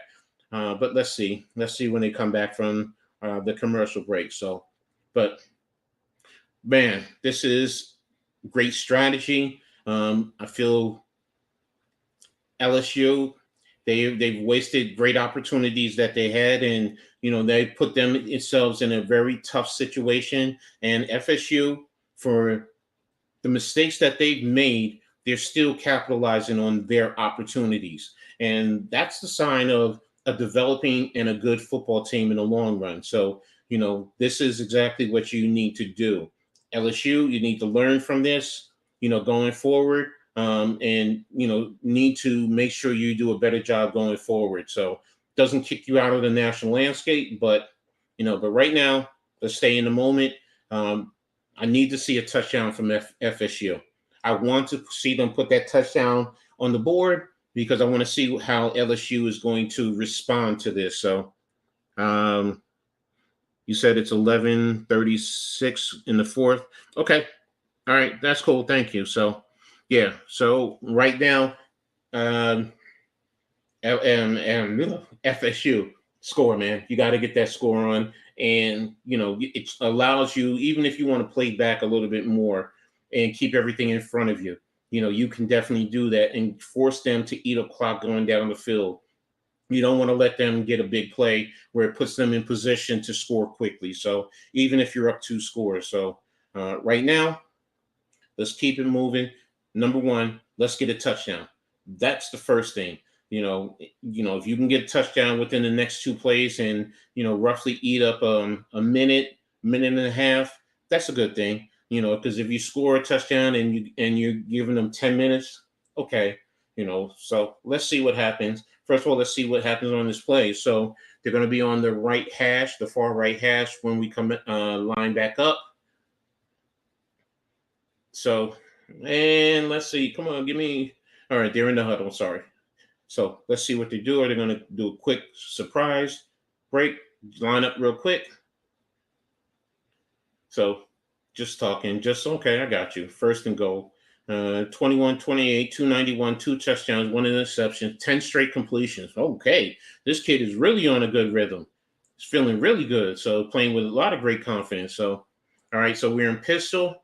So we're in a tight right double wing and single high on the outside. And there you go. He's dancing, and he picks up about 2 yards. I'll give him 2 yards. So, all right, so it's going to be second and goal and that should be about what, the 7-yard line.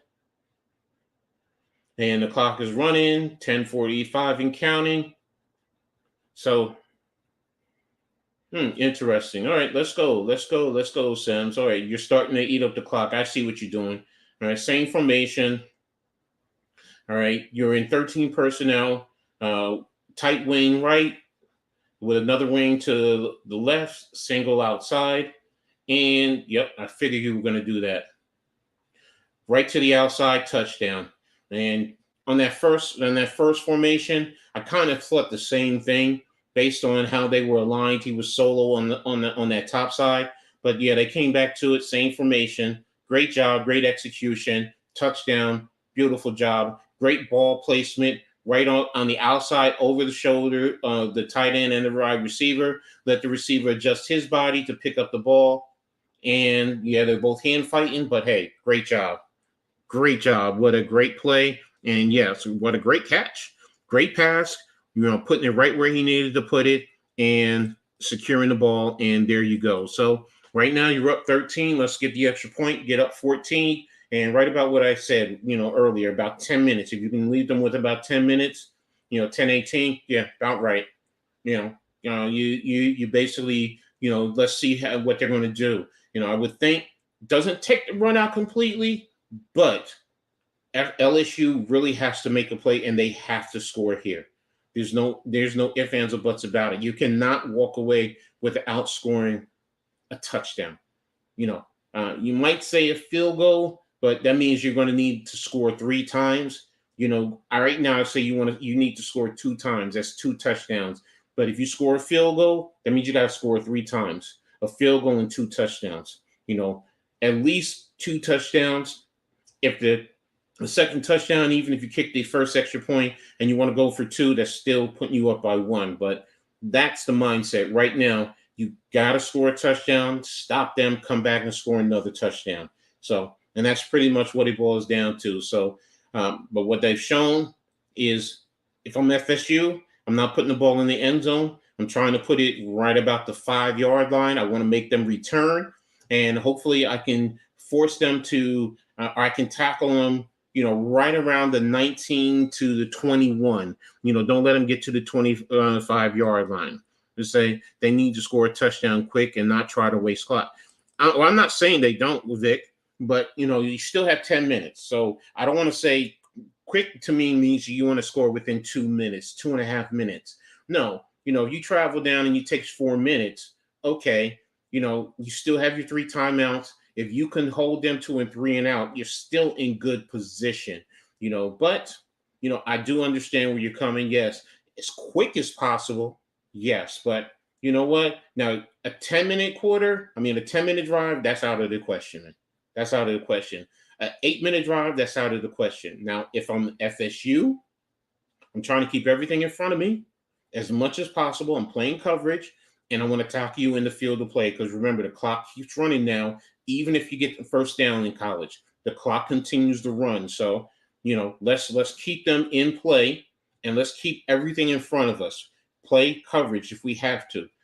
Even if you're playing zone and you're not that comfortable, I'd rather do that and let them eat up the clock and move it down and slowly move down the field.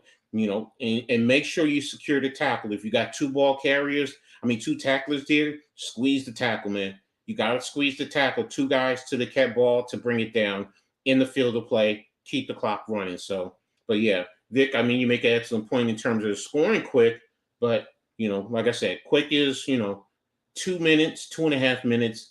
If you can now, LSU, if you can score like that, great. But if not, if I'm LSU playing coverage, whether it's cover 2, whether it's quarters, I'm going to keep everything in front of me as much as possible. Even if they go out of bounds, remember the clock still runs, but keep everything in front of you as much as possible. So now I want to see what they're going to do now. So it's going to be real interesting right now. So let's go. Coming back from timeout. Are we lined up for the kickoff? Okay, LSU is ready. FSU is lining up.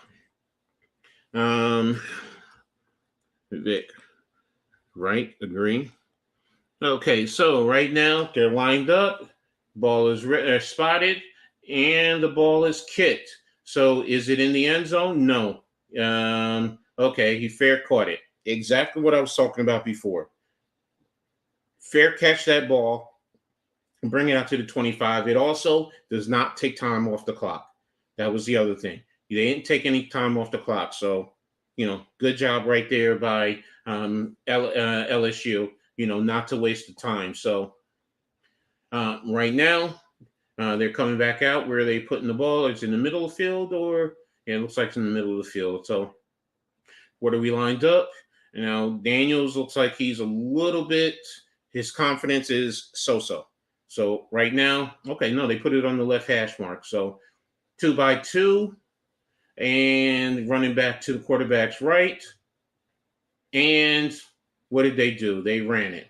And that looks like it's a loss of 4 yards, bad blocking, bad read by the running back. Well, let me see. I want to see the end zone. If you can show me the end zone view, just to see what it looked like, because 50 didn't look like 50 did not come off the ball like he knew who to block.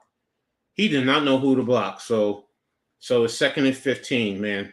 So right now, you got to get something. Probably give me about 7 to 10 yards if you can. 7 to 10. They got 2. That's a sack by number 44. Okay, so what happened here? I'm going to tell you why that was a sack. They kept the running back and the tight end in. So you only sent out 3 men in the pattern. So basically, they had coverage. They came with 4 to the 5th man, and you had nobody open. So typical Brian Kelly schematics. You didn't give up your quarterback the opportunity to make a play. That's on coaching right there. That's not the players. That's coaching. Because when you keep 3 guys in this situation, now you just set yourself up. Look what you got, 3rd and 22, 3x1, and here they come, and you're attacking the flats. So, and now you're going to have to punt. You have to punt. There's no ifs, ands, or buts about it, man. So that series, first play, bad blocking, bad execution. The second play, bad concept, bad call by the coaching staff. If you're going to keep one player and the running back, I can accept that. And you want to flood the zone because they were playing the zone. And the backside linebacker read it and attacked, and he brought the pressure, moving the quarterback out of the pocket. So, and then just that play right there, the flat. So now you have to punt, and you have to hope that you can get a turnover going forward. So right now it's down the ball, fellas. You got one bounce and then you attack it. What'd you say, Vic? Yeah, that was a bad drive. That was a really bad drive. So now FSU, run the ball. LSU, load the box. It's real simple. Load the box. You don't need to do anything. If you sneak it, you can get an explosive play, get an RPO. If they're lining with an 8-man box, okay, fine. But right now, you run the ball. Run the ball to eat the clock up. 8 minutes or so seconds left in the game. Eat the clock up. The clock is your friend. Yes, they have 3 timeouts, but you're up 2 scores. You're up 14 points. So no matter what, run the ball and don't be foolish. Preferably, you would either do some type of power off tackle play, inside zone. If you want to attack the outside, make sure you have the right formation to attack the outside, and make sure you instruct all your ball carriers. Right now the clock runs even if you go out of bounds, so you attack them as best you can. But if at all possible, stay in bounds. Don't even put yourself in a position to go out of bounds if the game clock starts to wear down to under 2 minutes. So, and I'm just saying if you get down that far, but right now, best as possible, I'm just telling you guys, look, when you run, stay in bounds as much as possible. I know the clock runs when you go out of bounds, but stay in bounds. Just, go down when you're in bounds. Just keep it there, and let's move it and let's keep it going. So, but right now, like I said earlier, pressure is on LSU, man. The other thing LSU needs to do is they need to attack the football when they go to tackle. So, and what do I mean by that? You need to make sure you can tackle a man, but punch at the ball whenever you have the opportunity. So if the ball is in this hand of the ball carrier, when you come to tackle, come across to secure, because now you can at least take this inside hand and grab some type of a cloth or make sure you secure it to get a tackle. But if you punch down on it, you might be able to pop it out and get an opportunity. So, you definitely need a turnover right now. If you're LSU, you need a turnover.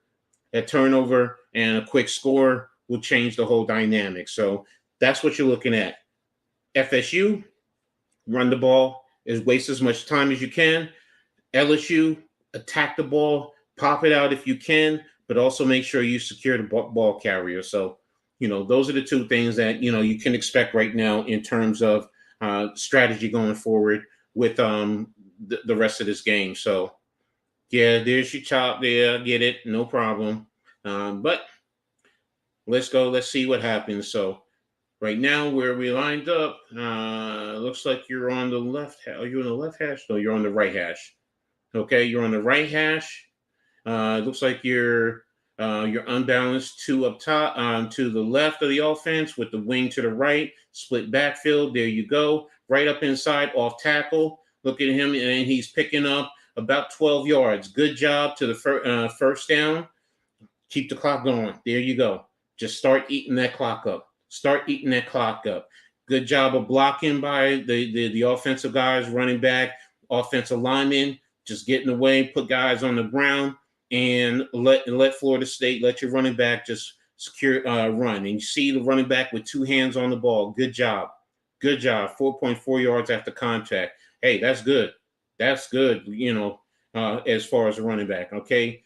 Looks like they're unbalanced to offensive left, offset I in the pistol, and they're rolling down into a heavy box.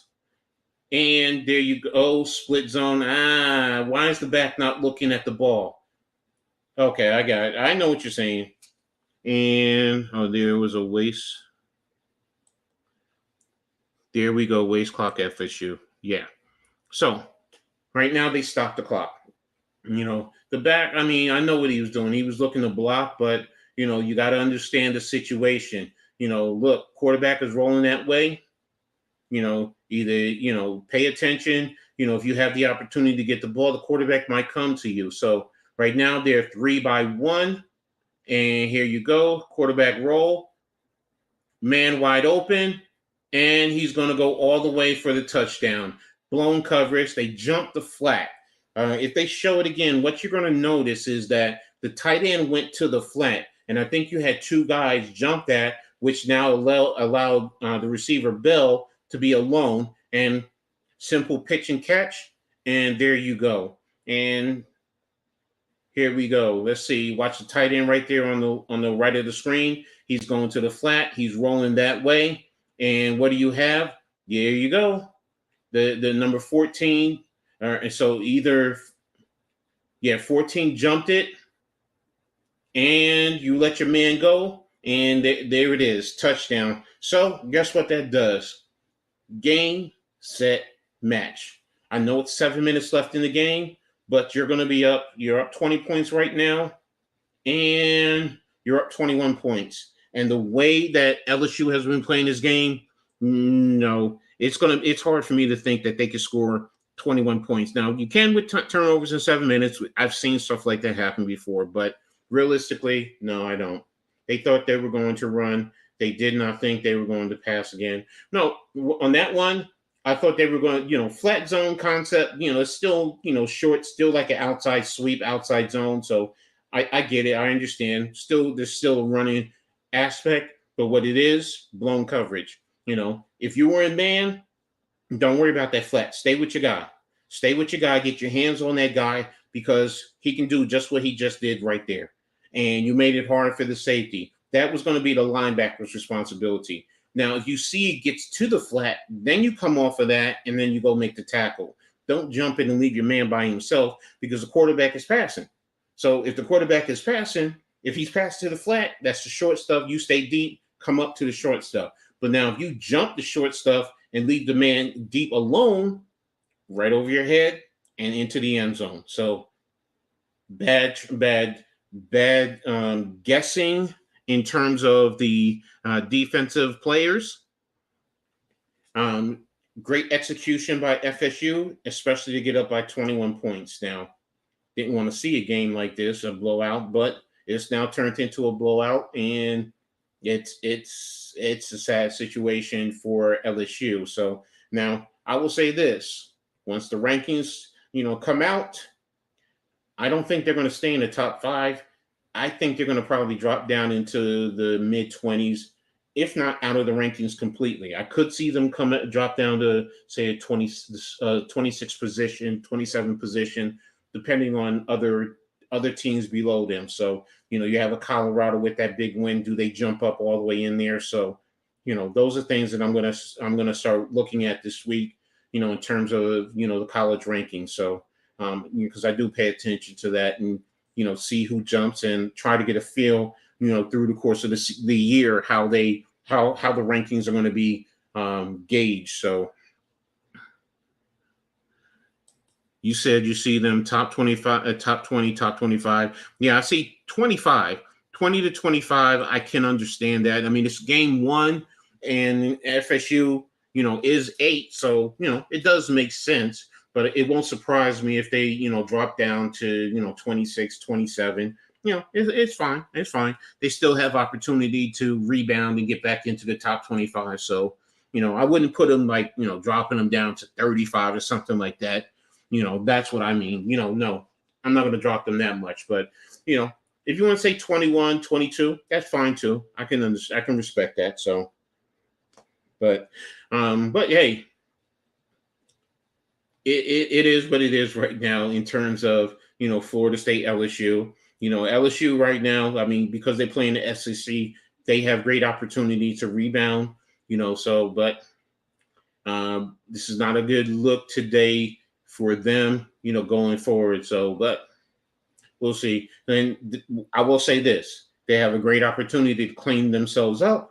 Because they do have talent there. They have to do a better job, though. They definitely do to rebound. So right now we're getting lined up for the kickoff, and pretty much I expect the same thing. So are you going to return it? Oh, yeah, he is returning it.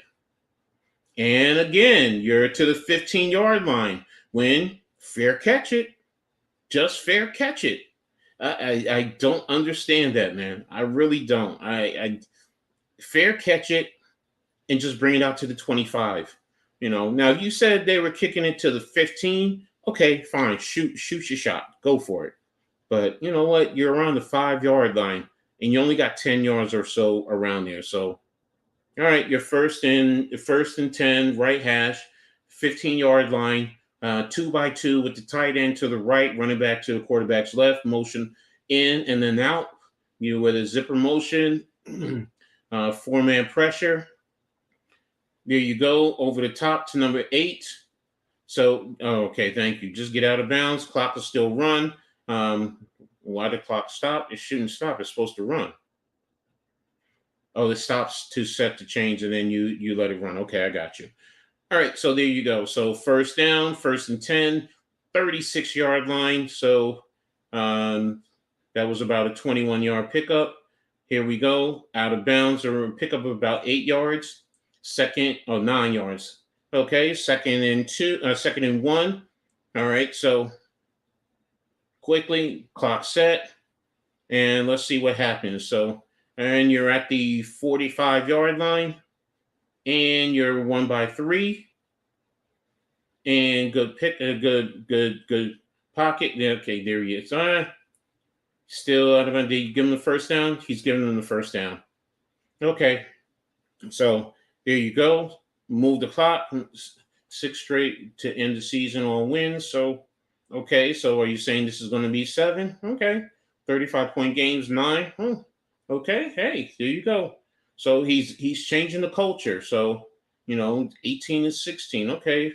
All right. 3x1. Motion the back to that side. and you brought a crosser and overthrew your receiver, man. You have to get that, man. Can't miss these opportunities, man. But hey, the only good thing about this, the clock stops. Clock stops on the incomplete pass. So let's go. Let's see what you're doing. Let's line it up. And it's 2nd and 10. All right, 2nd and 10. 2 by 2. Okay, no, 3 by 2 by 2. 2 by 2 stacked on both sides in a sense. And quarterback is brought down. Pickup of about 1. Are you giving them 1 yard? So it's going to be 3rd and about 9. Clock is running. 5:35 and counting. So here we go. You're lined up. Ball is snapped. 3 by 1. And to the flats. And the ball clock is running. 4th down. Get the referee the ball quickly, man. Line it up. You're wasting time. So let's go. Let's line it up. And let's see. You're 1 by 3. Spread to the field side. Clock is running. Running back to the flat. To the left. Zip motion from the tight end. Tight end's probably going to the flat somewhere. Running back to the wheel. Inside. And the crosser stops it. Turnover on downs. Why you're not attacking the first downs on your crossers, I don't understand that. You got to understand where you're at. You have to understand where you're at in a situation like that. Guys have to know. Guys have to know where the first down is. That's a bad route. You have to understand they're in the zone, what you're doing, and yeah, either that or turn the ball right upfield right away. Get the ball turned. Stick your foot in the ground, turn right upfield, and go for the first down. So, hey, great job by the defense. And now, let's just run the ball, fellas. Just run the ball. Get this game over with now. Let's not get anyone else hurt, and let's just run the ball. Run the ball. Please, coach, run the ball. You're at your 45.5-yard line, 1st and 10.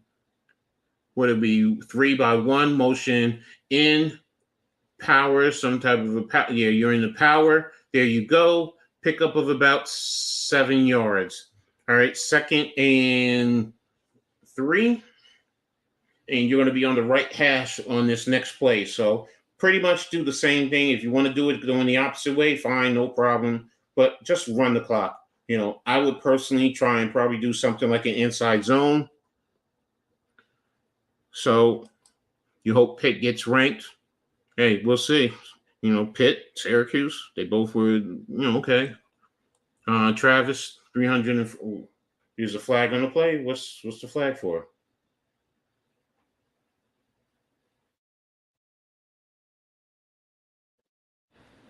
I can't hear, so I don't know what's going on. So I guess it's against LSU. Must be unsportsmanlike conduct. 1st and 10. Bad job. Bad job. So, hey. Oh, they call face mask on the defense? Well, okay. Thought the clock was running.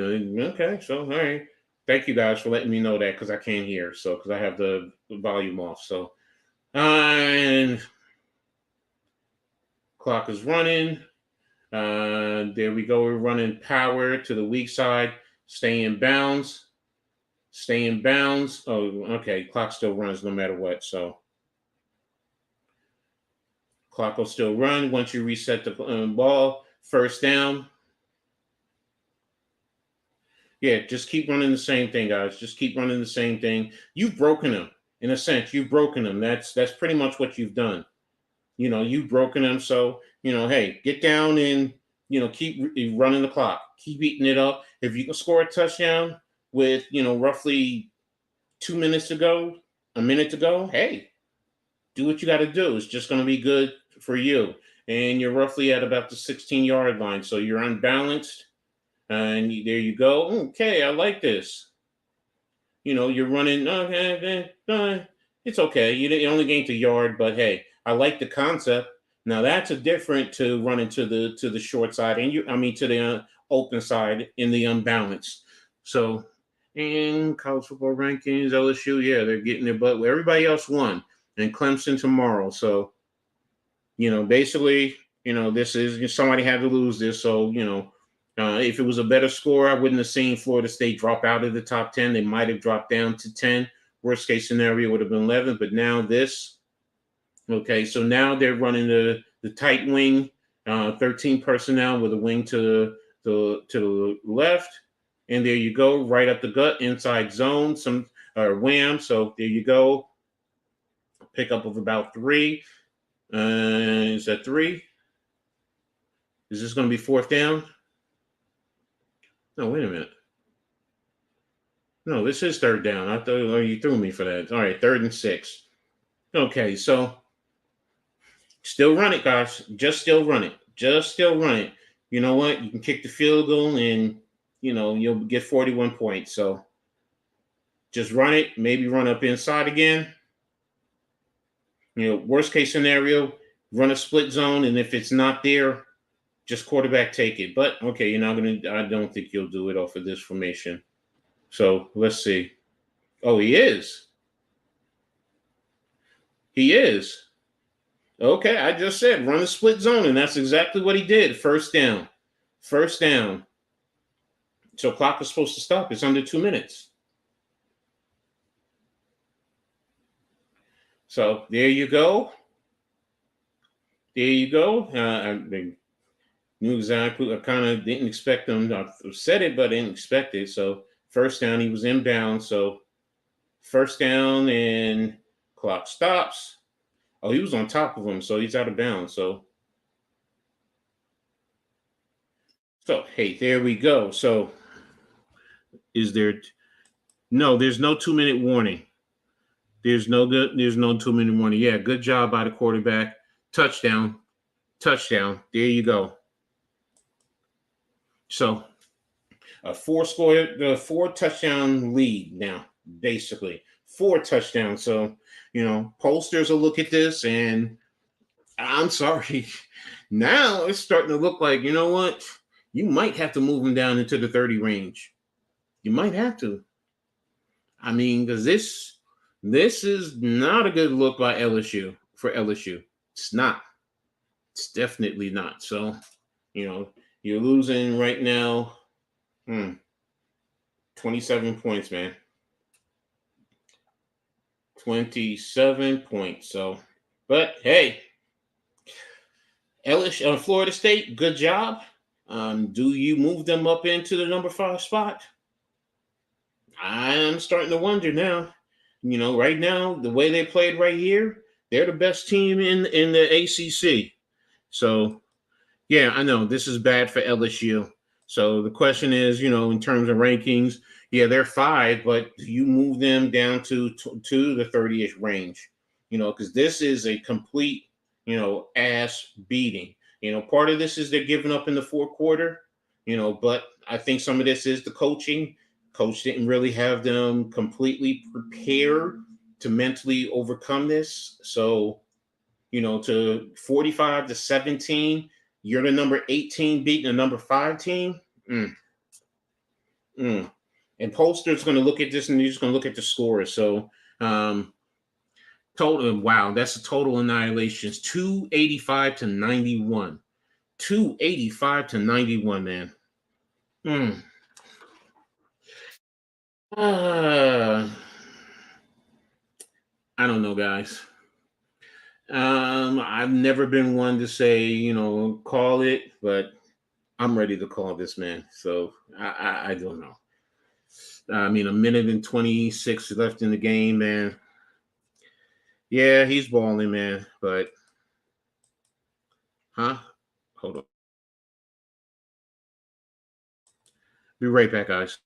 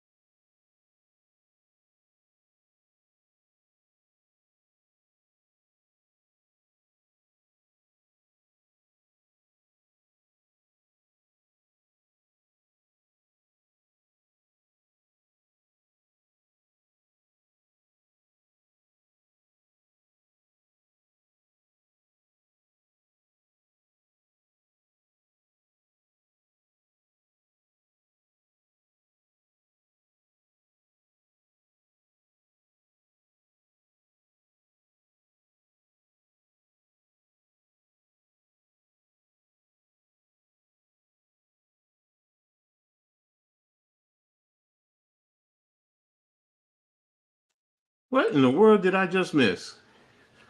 I mean, I turn around, I walk away for a second, and I come back and they scored. Wow. Wow, where has this been all day, LSU? Where has this been all game? Well, all right. So they scored quickly. All right, I'm expecting an onside kick. I mean, I'm going to be honest now. I mean, that's what you have to do. So, you get it back down to 21 points. You got to kick an onside kicks. You got your 3 timeouts. Still got to compete. So, that's what I'm expecting right now. So, no, I got it. I kind of caught the tail end, coming back in for, leave me alone. Caught the back end. So, but hey, like I said, where was this all day, LSU? So, but yeah, it's going to be an onside. I'm expecting, okay, you're going to do 2 kicker onside. So, hey, didn't work. So, but FSU, what you do, just run the ball, make them burn their timeouts, get a first down, and then you can take the knee. So, that's pretty much it. So, hey, he scored one play in one play. Okay, I give it to him. I mean, so hey, maybe you don't, whatever, as far as the rankings, it is what it is. But, good job by FSU this whole game, man. Offensively, very good job. Definitely impressed with them. They started to get in their rhythm and build momentum, and this should carry over going into next week's game. As far as LSU, and okay, they're going to take the knee. All right, so LSU is basically calling it. So, that's pretty much it, guys. Congratulations to FSU. Great win, by them. LSU, one thing I will say, you have another opportunity next week. Go back out there.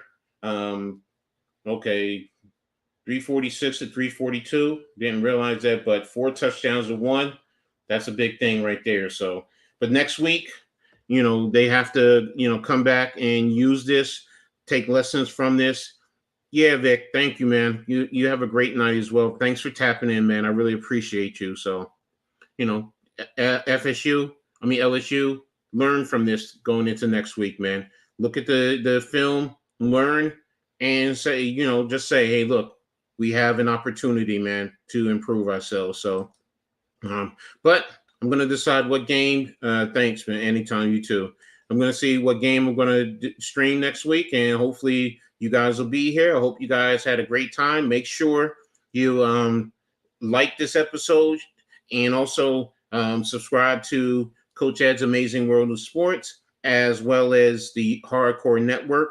I do a lot of different content, not just football. I have a lot of other videos on there, WNBA, a lot of other stuff that I do, as well as have access to my podcast through Shadow Worlds Radio. So look out for me. So, and the Hardcore has a lot of different things: wrestling, baseball, hockey, has everything. So make sure, if you're interested, tap in. So thanks again for everyone for tuning in. I really appreciate you. And one thing I always say in sports, make sure you turn it on and turn it up. Let's go.